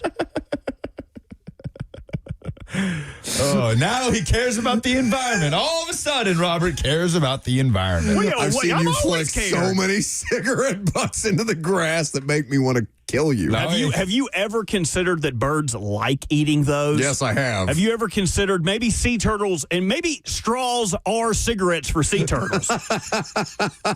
Like down there, Shell is finally getting his first puff of a good plastic straw, and they're like, those things will kill you, right? And now he's got to smoke plastics or paper straws. They're just falling apart. He can't even get a good nick buzz off of it. It's a travesty. I'm surprised neither one of you are more upset about this, if I'm being completely honest. It's kind of perturbing me. I don't even want to get to the pontification of potential additions of new perspectives of the Titans. Oh, I'd forgotten about that. Don't let me forget. We have to do it today. We have to. We have to do it today. It is our duty to Titans fans. Tighten Up, Anchor Down on the FNM Bank chat also points out, don't forget the conspiracy that FIFA is offloading official tickets to third-party sellers like SeatGeek so that people can't ask for refunds on their full-price tickets. Ridiculous. Which is a thing that is happening. Oh, and then so all of these plane trips, all of these train trips, all of these people riding in cars, it's for naught. Oh, can't get a refund for my ticket. Sorry, my wife's in the hospital. Can't go. Oh, for nothing. Just a bunch of omissions. I would like an omission. I would like the World Cup to be omitted from any future spectation until they allow for the green entity to sprout through. And if they want to start, I need eco-friendly soccer balls. Do you know what it takes to make a soccer ball? Do you? No, but I can find out. And I bet it's not good. How many soccer balls do they use at a game, Lucas? There's a few. More than a few. Maybe you end up using like 3 or 4. Yeah, and when a ball goes out, a ball boy puts another one in. And then didn't even think about that. The ball boys. Those guys are going to be eating and drinking and stuffing their face, farting on the sideline. Carbon emissions. So we're canceling the World Cup. Yes, I think we should start a petition. Well, late in the game. And 7 days. It's never too late to do the right thing. Have you heard that before? Not Evil wins when good men stand by and do nothing. And we learned nothing from history. I'm concerned. I'm just worried that you're going to go to the zoo and try and feed a turtle a plastic straw after this whole That's really Only if they want it. If you throw it in there and nobody eats it, good. Here you go, little buddy. Cool. They don't go bad for a long time. It may be the only time that I leave for a week and you actually want me to come back is you doing a week of soccer talk. Nah, it won't be that bad. I will not feel that bad. Weeks. Well, I thought you said 7 days. Until it starts. Until the 5 weeks start. So even get ready for So it'll be this. over 6 weeks from now. Can they not just cut the games down? Like, if you don't win by 2 points, then you just eliminated. Everybody's got to win by 2. Again, I'm fully on board with 48 teams is too many teams. Nobody asked to go from 32 to 48. Nobody. But like the NCAA, like pretty much any other sporting organization, nobody's asking for the NFL to play games in Australia. What's that carbon footprint? But this is the world we live in. Don't whataboutism the NFL. That's one game. Don't whataboutism the NFL. Don't politically grandstand for your beloved world game. I align with FIFA. With everything. The way He aligns with FIFA on everything they feel. The way he took a deep breath in so that he could think about what he was about. I will sacrifice all of my values for this beautiful game. Hey, while we're at it, another one of Lucas's loves, Formula One. Did you know that motorsports generate the highest direct carbon footprints per any event in any sense. sports season? Yeah. That adds up. F1's annual carbon footprint is around 168,720 metric tons of CO2. Yeah. We've got to stop this. Make them bicycle races. Oh, I'm kind of down. We have those. Nobody watches it. Give them guns. I don't know. Make it fun. Make it Mario Kart. Give them things to throw. I want that on a show shirt. When we inevitably get around to making a show shirt at some point, make it fun, give them guns. Like paintball guns, not like a real gun. No, that's down the hall. Like a Nerf gun. Don't you take that idea, Matt Murphy. That's our idea. Can't stand you guys not taking this seriously. Final hour next.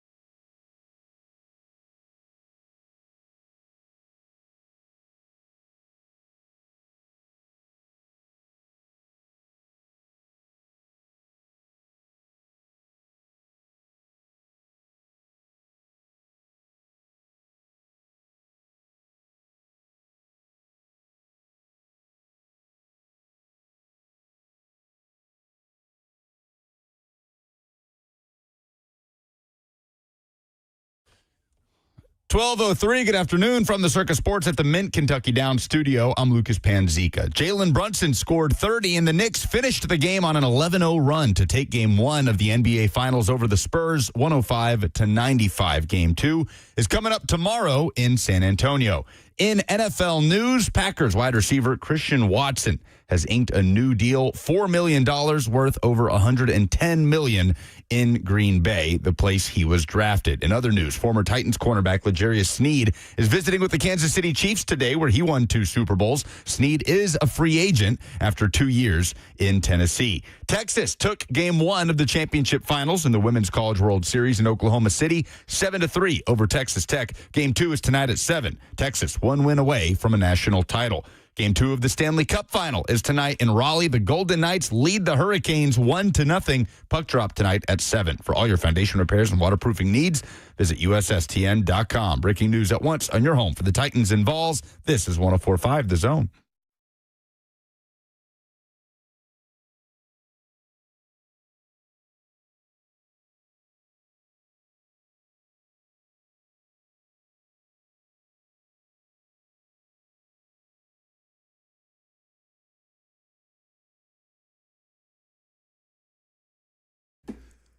Final hour is upon us. Thanks for hanging out. 615-737-1045 is where you chime in, or the F&M Bank chat, also available to you. Facebook, YouTube, Twitter, and Twitch if you want to get involved there. You've got coaches around the NFL who are being asked about the Rams and the Browns doing a deal that involved Myles Garrett going to Los Angeles and Jared Verse going back in return to Cleveland. Dan Campbell is one such coach being asked about the Myles Garrett trade. Robert tells me is a funny response. We'll get to that here in just a second. But in the meantime, we have phone calls to take. Apparently, we have Robert started a bit of a movement here. Lucas, are you concerned that we're going to have people calling in? We may even have a change.org petition signed to cancel the World Cup because of its eco impact? That's what you're citing? Well, no, that's your platform. Yes. And Bill, the greenskeeper, wanted to talk about the condition of the grass and things that groundskeepers talk about. Go ahead, Bill. Hey, Buck, long-time listener, second-time caller. Maybe tomorrow on Friday we could do a segment on transitioning all the NFL artificial stadiums, turf, to grass and how they taste, how we're caring for them. Does that sound good, Buck? Yep. All right, tomorrow I'll give you a buzz around 10:02. Okay, very good. All right, good stuff. Look forward to that. You told me to take that call. I don't know, look at me dude. like that. I thought he was doing a bit that would when people want to do bits. He was doing a bit. To be clear. You don't think that was his real voice? I think that's the guy that has called in as the Caddyshack groundskeeper before. Oh, I keep forgetting that because I've never seen it. What happened to the dude that would call in and do wrestling impressions? That guy I think was you cool. ran him off. He ran out. Just like we chased Jason in Chattanooga off. Hey, Buck. I think that was Zach, wasn't that? Oh, it was Zach. You're right. Zach. The same caller thing. I miss the most Jason is Scott and Beth Page. Well, it's because nobody tells you that they love you anymore. I tried to, but he doesn't say it back for whatever reason. He's not paying attention. He's looking at the roster for Austria. Don't click off of it. Scotland, and who is in their first World Cup since '98. Did you know? Wait. Did you know? Can I just take the next 5 weeks off? I mean, there's Isn't that nothing what you've been doing? Did you know the official animal? Don't say it too loud. The national animal of Scotland is a unicorn. No, it's not. Yes, it is. It's okay. Say that again. The national animal of Scotland is a unicorn. It's not real. Why wouldn't it be Nessie? If they're going to pick something fake, The Loch Ness monster. I know. It's a unicorn. Isn't that awesome? No, it's not awesome. Oh, that's ridiculous. It's dumb. It was adopted in the 12th century by King William I. The creature was chosen for its representation of Celtic mythology, of purity, power, and the untamable spirit. They're not real. That's awesome. You can't. They said, we don't care. They could be real. No. You could make one. It would not be hard to like breed a horse with something that has horns, like a narwhal. Yes, it would. Genetics Hold on. don't work that way. You don't know that. We have zonkies. It works like that. Yeah, but don't they come out sterile? No. Like, those things can't reproduce. No, hold on. Can you breed a horse? I think that's my favorite fun fact. A horse and a narwhal? That sounds unpleasant. Google is not excited about this. Yeah, because it thinks you're trying to feed it prompts about bestiality. No. How can you breed a horse to have a horn? I'm going to end up on a list. It is impossible to breed a horse to grow a Correct. horn. Horses naturally lack the genetic blueprint for carnal appendages. So no amount of... You don't know that, dude. Give it a few years. Okay, surgical manipulation, the goat method. The most famous unicorns exhibit in 1980, such as Lancelot, the Living Unicorn, and the Ringling Brothers Circus. How it works: when a goat is very young, under a week, the horn buds, and they're not yet fused to the skull. A veterinarian can surgically remove and fuse the two horn buds together on the forehead of a horse, and as the animal grows, the fused buds develop a singular centrical horn. Oh, that's awful. Yeah, that feels very inhumane. Oh, yeah, but SeaWorld, right? No, I hate SeaWorld too. SeaWorld is cool. SeaWorld's not cool. Haven't they been working to make it sustainable? Yeah. Do you know what that looks like? They just say it, and then they don't actually do it. Is SeaWorld cool? Okay. SeaWorld is an absolute blast if you enjoy it. Dude, okay. I'm done with this. I'm done arguing with you guys on the semantics of whether making a unicorn would be cool. We've got all these dog breeds. I just can't get over the grasskeeper guy calling in to do a Caddyshack bit. And then that was the best effort? That was what you had? Well, Myles Garrett may think that the grass is always greener on the other side. Dan Campbell was asked about Myles Garrett being traded to the Rams, and he had this to say. Your first reaction to that? Yeah, I mean, good for them. You know, I mean, they've won it now, right? I mean, that's great. Guess that's it.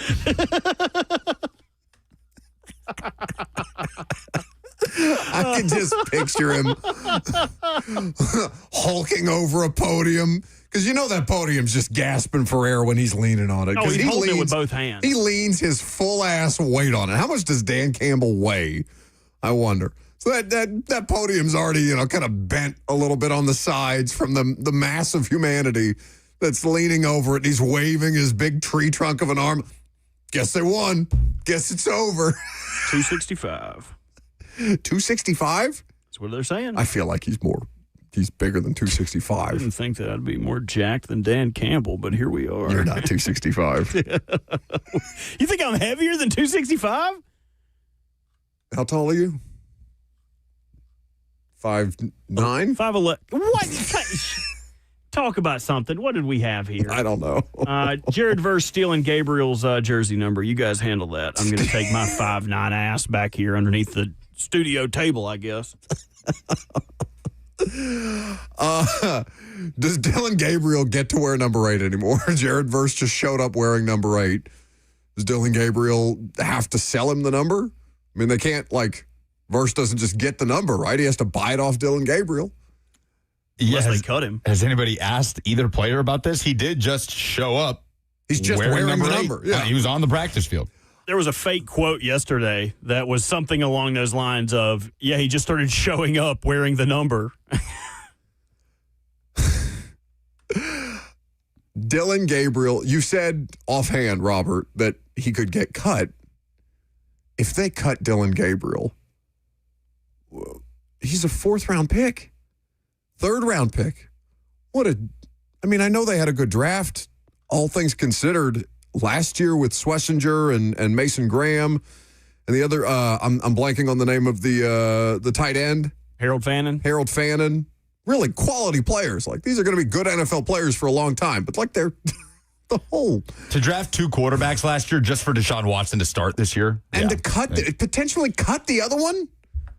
Cut a third-round pick 2 years in. Like, if you cut a day 3 pick in their second year, like even a fourth rounder, you're kind of looking a little sideways like, okay.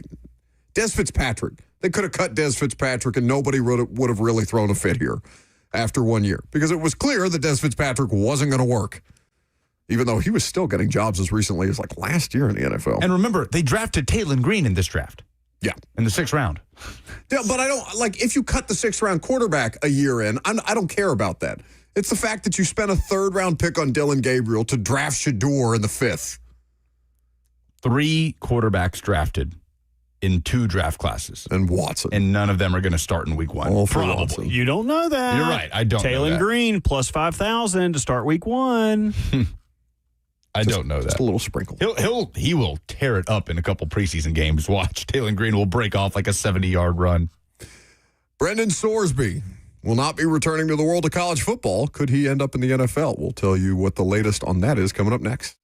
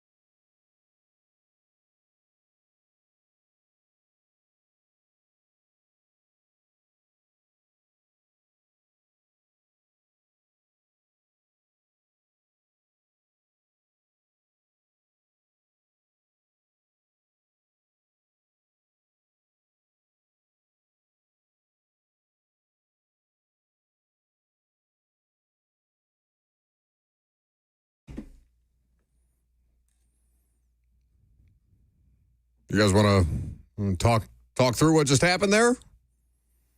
Feels like a little bit of unresolved tension going on with the show. Are we okay?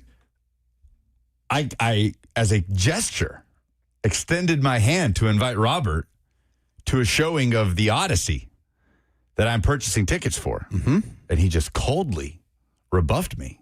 Said, no, I don't think I'll be doing that with you. You want to talk about it, bud? Yeah, I can spoil the whole thing. I read the book. So I can't wait to see this movie. Why are you so against going? I'm in a tiff with everyone. I don't like any of y'all. I don't like you, Buck. Not a big fan of Lucas right now.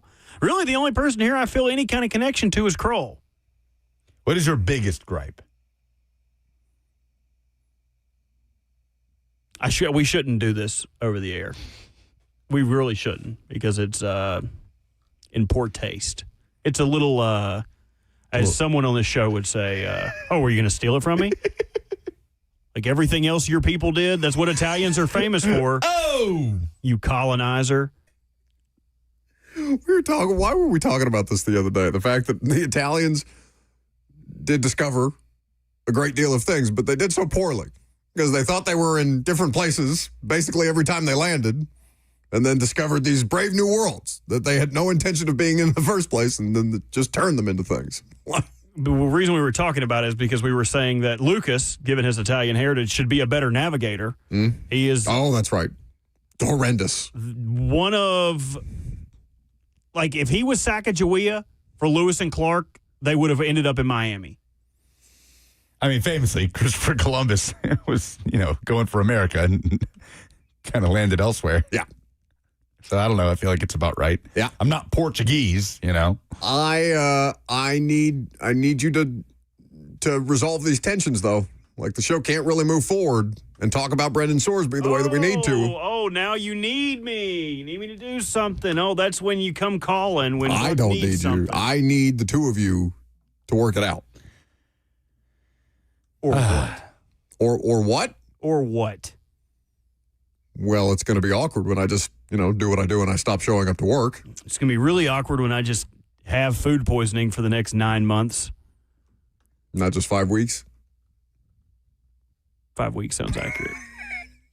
So apparently Brendan Sorsby is an elite NFL prospect. All of a sudden. That is my takeaway here. Yeah. All of a sudden, hey, this dude would have been the first QB off the board, man. This guy's a first-round talent. This was from Tony Pauline, that if Brendan Sorsby is forced to enter a supplemental draft, which appears to be his only recourse right now, because while he will continue to pursue injunctions and preliminary hearings, he ain't playing another snap of college football.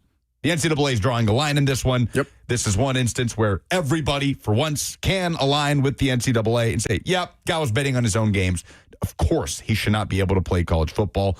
It sounds like things are trending towards Brendan Sorsby entering the NFL supplemental draft. There has not been a player taken from a supplemental draft since, I believe it's 2019. Yep. It's been a while. So this source to Tony Pauline said, quote, presently, Sorsby is graded higher than Arch Manning by several area scouts as we head towards the season. Okay. Suddenly he's a better prospect than Arch, which to me is like, okay. I mean, nobody even mentioned this guy until he signed that big money deal. And he was good at Cincinnati last year. He's a talented player. He's a dual threat quarterback. But suddenly he's a better prospect than Arch Manning? I'm like, wait, what? Who could have been the number one pick in this year's draft, according to some other people who evaluate the NFL on television. I know a number of different people talked about that. Robert's favorite person, Dan Orlovsky, I think, was on that boat as well. But he was not alone. It was I don't want to assign things to various people who may or may not have said them. I just know that was ongoing dialogue that Arch could have been the number one pick in this year's draft. Sorsby is a draftable player, for sure. Of course. No, I'm not saying he's not. He is a good player. I wanted Tennessee to go get Brendan Sorsby to be the starting quarterback, and I was good with Tennessee shelling out $5 million, whatever it would have taken. He ends up at Texas Tech. Obviously, that is, in hindsight, a bullet dodged by Tennessee and anybody else that pursued Brendan Sorsby. But I don't know. I mean, it just kind of it seems very out of nowhere that he's suddenly this elite NFL prospect. So before we get into it, if fans or listeners are unfamiliar with the supplemental draft process, I was just about to read them. You got it. The rules and explanation, but it's a good thought by you because we haven't had cause to think about it very much. So Sorsby will have the option. He'll have the option to apply first for the supplemental draft, which to our knowledge he has not done. He has until the end of this month to do that for the upcoming supplemental draft. He has to first apply for the draft before the NFL can review his application. So he could apply for this thing and the NFL deem him ineligible because of the situation, the gambling addiction situation, the reason why he is currently ineligible to play in college football. So the supplemental draft is typically held for players that lost their remaining college eligibility after the deadline to enter the draft has taken place. That's the historic purpose of this. It's been in existence in some form or fashion since the late 70s. They did have one in 2023, Lucas, but no players were actually taken. Because there were only two players only two players who were available to be selected. Nobody took Milton Wright from Purdue or Jackson State's Malachi Weidman, the only two players who declared for that last year's draft. The last player taken, can either of you tell me the last player, the name of the player taken? I can give you a hint with the team if you want. Those are the Giants with that kid out of Virginia Tech, the cornerback? It is the Cardinals with Jalen Thompson. I don't remember if Jalen Thompson was a Virginia Tech quarterback or not, but that's the last team. Quarterback. Last team and last player. Anyway, to determine the order, you get teams divided into three groups, teams with 6 or fewer wins the year before, non-playoff teams with more than 6 wins, and the playoff teams. The order for each of these groups is then determined by a weighted lottery system, which gives an advantage to the team with the fewest wins the year prior. I'm reading this directly from the NFL's handbook. Teams then place bids on a player they are interested in taking and the round they would select that player in. If multiple squads bid on a player in the same round, the team higher in the draft order lands the player. So it's a little bit of a draft lottery type of situation. If a team selects a player in the supplemental draft, they then forfeit the draft pick in the following year's NFL draft, which makes this notable, Robert. Why? Tony Pauline said yesterday that he had talked to teams who had placed a first or a second round grade on Brendan Sorsby. And that may well be true. But you're talking about giving up a first or a second round pick for a player with not an alleged gambling addiction, a confirmed gambling addiction, who just lost his eligibility in college football because he bets on everything. Literally everything. Balls and strikes, Indiana football games, everything in between. You mean to tell me that an NFL team is going to risk in this coming year's draft, in the 2027 draft, a first or a second round pick? He's a quarterback, so there's a better argument for that position than there would ever be. But that's a crazy notion. Yeah, that's the thing. Everything that is being said about him is in relation to Sorsby as a prospect, graded higher than Arch Manning by several area scouts heading towards the season as a quarterback prospect, not accounting for the obvious blemish on his resume of betting on his own games and the questioning that could come from NFL teams. What is the pre-supplemental draft process? How much time do teams get to spend with guys that are in the supplemental draft? I don't think I've ever had to actually cover one. Yeah. It's never been something we've needed to talk about. I mean, theoretically, I don't have the answer to that question for you. So I don't want to speculate or guess here. I can find out. But I don't know. I genuinely don't know. I've never had a situation in 10 years where I've had to talk about a player in the supplemental draft process, really. This is the first time. The odds that he gets accepted, that if he's to go, because right now he's still pursuing college eligibility. Yep. The ongoing litigation is to try and get him back at Texas Tech or try and get him into Texas Tech to participate for that football program, to try and get back in the college football playoff and pay off Texas Tech's reported $5 million plus investment in him. The NFL can't accept that application, can they? Like, teams might be willing to risk it, but then you're talking about the NFL having to first take on that risk before the teams do. I would be stunned if he submitted his application for the supplemental draft and the NFL said, yeah, sure. I don't think you can do it.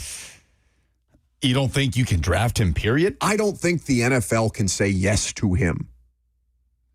Not right now. I think you have to let him sit it out. Like, be a year removed from any issue. Yeah, it's very fresh.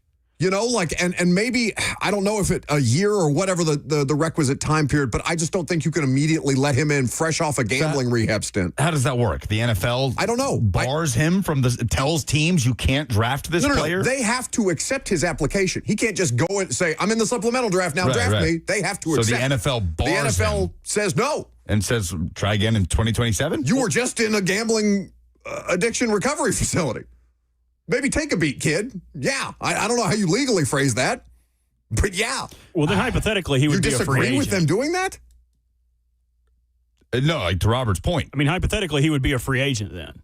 And they could say no to the draft, but then he would just be free to sign with any NFL team. What recourse would the league have to tell teams, no, you're not allowed to sign this person that is out of college football? I don't know that there is recourse. I feel like they would come up with something pretty quick. I don't think you can just let this dude walk in. You can't just let this guy walk in. It would be crazy for the NCAA to say, no, you can't play another snap of college football, and then months later he's competing for a starting gig or a backup gig in the NFL. But I understand what you guys are saying, and it's a fair argument about, well, what are they going to do? I think they have to have some level of recourse. It's not like the league has lifetime bans for players that gamble. There are suspensions, obviously. We've seen that. We've seen that here. But we haven't seen it here, but we've seen it. We almost saw it here. He escaped it. Yeah. But I thought you were talking about Calvin. You're talking about NPF. Yeah, I'm talking about NPF. Okay. Yeah. That's because he got, what was it, a 4-game ban? 6 games initially, and then it was like repealed. Yeah, they wiped it away for whatever reason. He had done it on like a bus or something like that. Like it was on team Wi-Fi. Yeah, and he wasn't betting on NFL games. It was fantasy football. Right.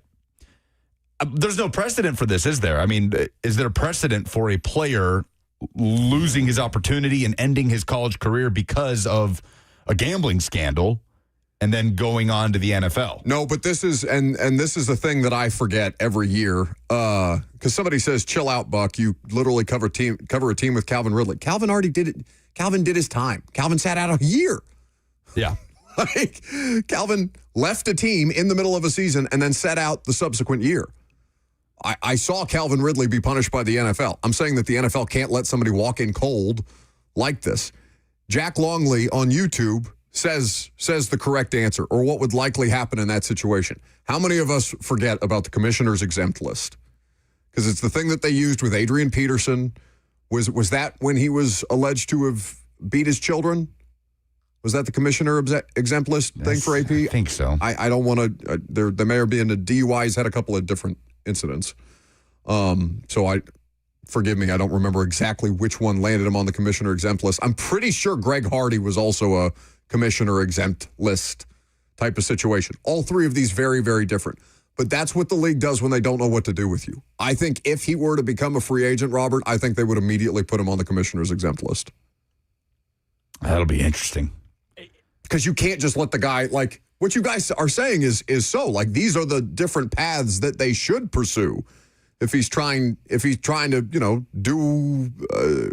compete in football at all costs, for lack of a better term. But I think the NFL has to have some kind of barrier. If that were to happen, I think that they would say something ahead of the supplementary draft and say, hey, this player is going to have to sit on the commissioner's exempt list for a full season, and then he can play. A team would still be able to buy his rights in the supplementary draft, but if they were going to put someone on the commissioner's list, I don't think they would ban him outright and say, we'll just wait for this to pan out. Yeah. I think that they would give teams the option to buy his rights if they want to, but he's going to sit on the commissioner's exempt list until we figure out something to do. There, to my knowledge, there hasn't been a situation specifically like this. So it would be new territory for the NFL. I don't think anybody knows definitively what they would do. I think we're just talking about potential options here. I would be stunned if the league that has so many sensitivities around gambling already says, all right, kid, let's try it. I know it's not quite that simple. I mean, these don't happen very often, these sort of scandals in the college game, in college football. There was the Iowa State. Do you guys remember the Iowa State sort of crackdown? Multiple players were caught using... It's like 2 years ago? 2023-ish, using proxy accounts. Yeah. And their quarterback, their starting quarterback, was accused of betting on his own team, betting on an Iowa State-Iowa game, their biggest rival. And Hunter Deckers was the name of that quarterback. And ultimately, he is playing for the Houston Gamblers. Oh, my God. He plays for the Houston Gamblers in the UFL. That's insane. That is too good to be true. Is he the mascot? That's incredible. Unbelievable. I'm not going to lie to you. It took me a second. It took me a second to try. That's crazy. He was the centerpiece of the massive Iowa State gambling scandal, where the Iowa Division of Criminal Investigation executed a search warrant at his apartment as part of a larger investigation into illegal sports gambling by several Iowa State athletes. He was kind of the headliner of it all, including underage gambling. He ended up transferring to Iowa Western and playing at the JUCO level, went undrafted in the 2025 NFL draft. He was invited to the Saints rookie minicamp. So this is an example of a player whose NCAA career ended because of a gambling scandal and got an opportunity in the NFL. So who's to say that Brendan Sorsby cannot get an opportunity in the NFL? It's a much more high-profile case, but there is precedent here. He didn't do anything with the opportunity. He was invited to Saints minicamp. He did officially sign with the Saints as a UDFA, but they released him in late July. I mean, they released him basically at the start of training camp. And then he re-signed with the Saints, was waived again immediately. He was on the practice squad, and then signed with the UFL's Houston Gamblers. So there's precedent. Ramon just texted us and said Terrell Pryor got suspended from the supplemental draft coming in, having to do with previous NCAA-related suspensions. Yeah, the memorabilia free tattoo scandal. So there's precedent. I mean, there is. Here we have a player, a quarterback, whose career ended with his respective school in the NCAA because of gambling, who got an opportunity in the NFL and was on the Saints practice squad. So what precedent is there for the NFL to say no to Brendan Sorsby, not even getting an opportunity, not having violated any NFL rules? I understand. I just think it has to be it can't be an outright like denial, but it has to be okay, maybe, but just understand we're not guaranteeing you anything here.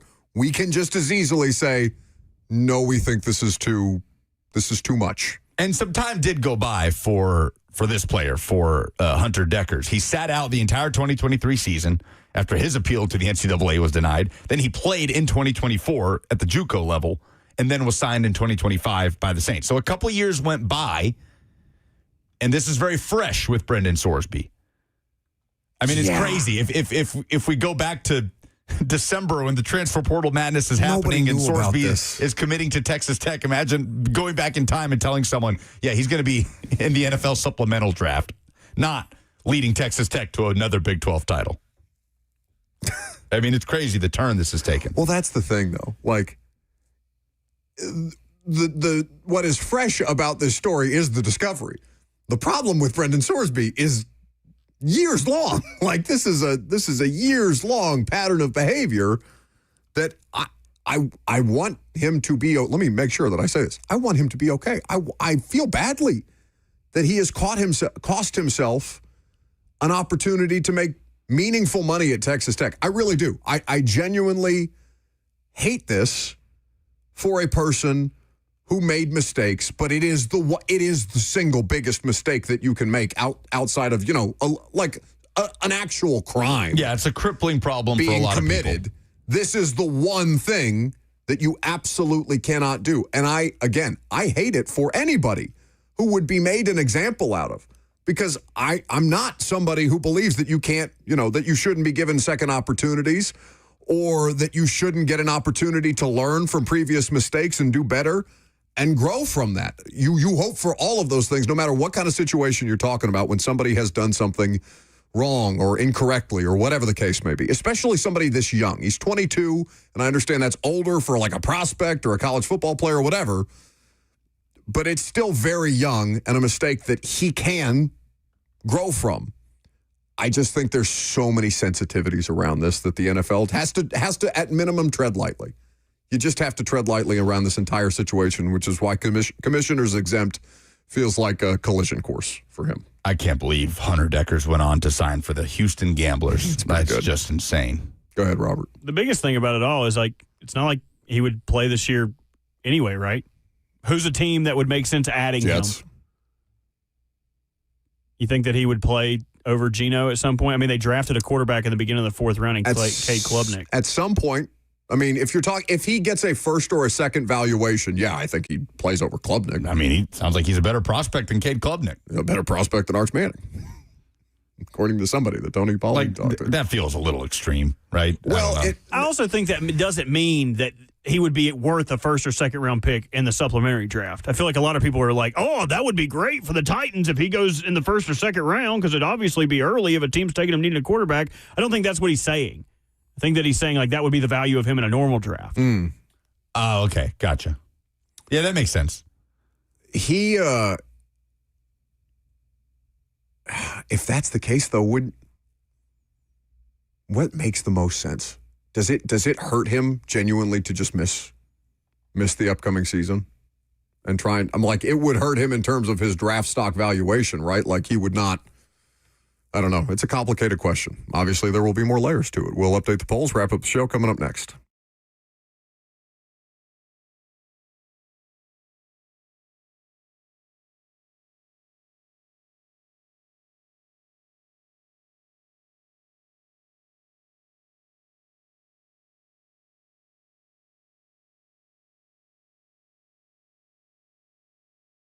Lunchtime, the best time of day, if you ask me, and I have your answer. Hattie B's at any one of their Middle Tennessee locations. It is a beautiful day in Middle Tennessee. Go check out the patio in West Nashville at the Charlotte location.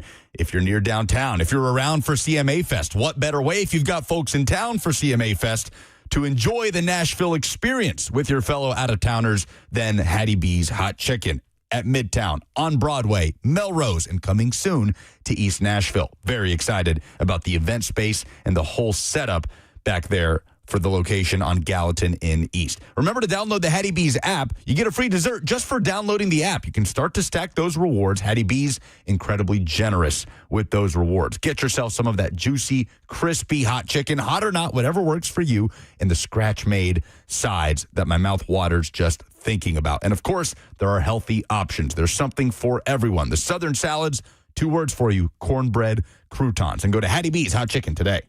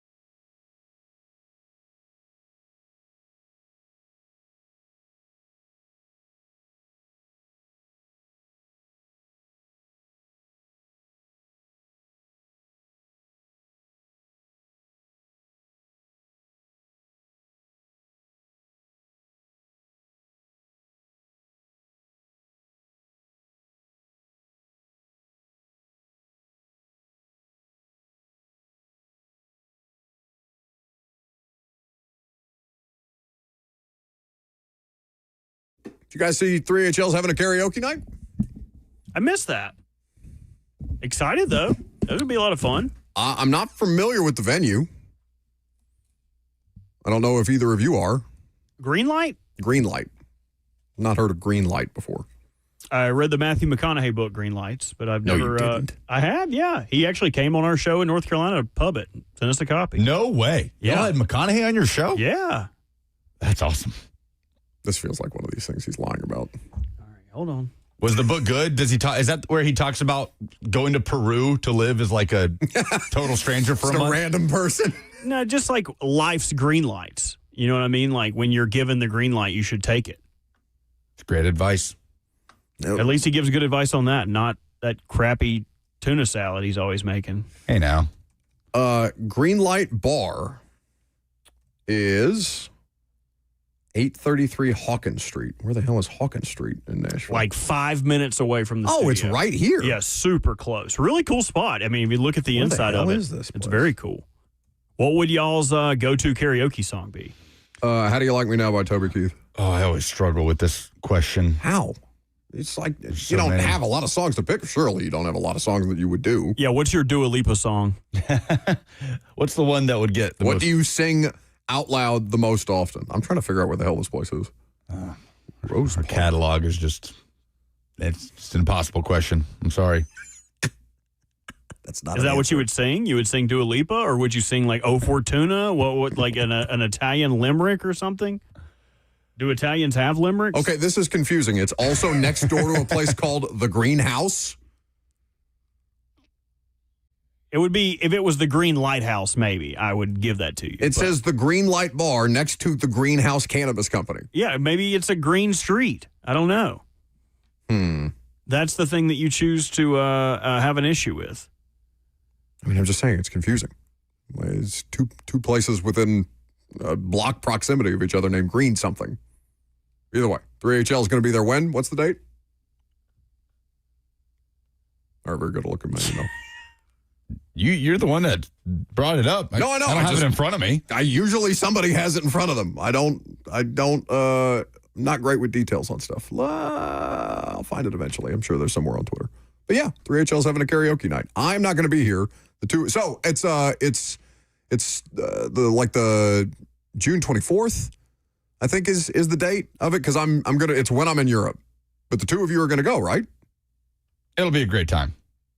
Yes, June 24th. I will Yes. be there. June 24th, which is a Wednesday. Okay, so tickets at 1045thezone.com. I found the link. The Green Light Bar from 6 hours? Well, 3HL is going to be there. and do they're their doing the show. Okay, Yep. got it. I love that we just do this on the air. You guys see how scrambled and terrible we are at our jobs in real time. I'm sorry. I was just concerned. 6 hours of karaoke is a lot. I was hoping that was a misprint. For you, I could do 6 hours of karaoke. No, you could not. I could. How many times would you get on stage in that 6 hours? As many as they needed me to. Yeah, I believe that. I would start with Frank Sinatra. Go all the way through his catalog. Send in the Clowns. My Way. Oh, that's the theme of the show. Send in the clowns. Gavin is in Lafayette. All right, I got the greatest karaoke song. Me and Bert are going to do it. It's Islands in the Stream, Kenny Rogers, and Dolly Parton. Who's Kenny and who's Greatest song Dolly? ever. I'll handle the Dolly. I got that down. You got the chest for that? Okay. It seems. Yeah, we'll just see you there. Excited. He said, bring your mic. We'll see you there. Are you allowed to bring your own mic? People were asking if they could bring your own bowling ball. I'd like to bring my own microphone. What? You have a custom microphone? No. Do you have a custom bowling ball? No, I've tried to find them. I've been trying to get one for a minute for Cheyenne because she can only, the place where we go to bowl, they ain't but one ball that fits her little fingers right. So I need to get her a ball. Well, I'm sure they're going to crush. I know Dawn loves karaoke. Yeah. So I'm sure Dawn will have everybody operating at a very high level. I'm sorry I'm going to miss this. This is one of the rare events that I'm not doing that I would actually go to. It's going to be a great time. Yeah. You guys are going to have fun. Since you're not going to be there, are any others going to be there? Oh, the others? Well, it says, and I'm reading directly from the email, join 3HL, the Buck Rising Show. I'm not going to be there.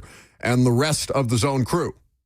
So is that the others? I would assume so. I want to know what Zach Lyons is going to sing or Blaine Bishop. I bet Blaine's got incredible stage. Dude. Perform. Like I bet he's got range, too. Blaine? Yes. What's Blaine's karaoke song? What do you think? Hit me with your truly best don't shot. know. Blaine would sing "Hit Me with Your Best Shot." Hit me with your best shot for the Hitman. He's the Hitman. Yeah, that makes sense. Larry reporting says "Pickup Man" by Joe Diffie. I would do that in a jiffy. That great song. R.I.P. We listened to a couple of those this morning. Would yours? What song did you have me play this morning, Lucas? I'm gonna miss her, Brad Paisley. Oh, that's a good one. You should make that your karaoke song. Yeah, I think that, but I don't know if it would get people going. It's no, not you got to have the crowd though. Like if you want to have fun with it, have the crowd. You got to have, but you want it. You want to have the crowd. I'll bring it all to a screeching halt. In the past, and now the end is near. No, it's so the very first song. Everyone just gets quiet. Final curtain. Or not. You're lucky. I'm not going to be there. I'd heckle you too. If you really want to get people going, the key is Disney songs. If you sing "Make a Man Out of You" by Donny Osborne, yep, banger. The whole place will be singing that with you. We were at a request room in East Nashville a couple weeks ago, and we had some friends get up there and belt out. Jay and Blue got up there and belted out a version of "Make a Man Out of You." Hell yeah. A version of? It was a version. Okay. This is their version. Last Dance for Mary Jane has been my go-to in the past. Does that get them going? No. Probably not. No. It's very sleepy. You said Toby Keith. Toby Keith is a home run hitter. It is. I feel like country music is a home run for karaoke. Like, I feel like there's some things you can do. There's some things you could try. Country always hits. See you tomorrow.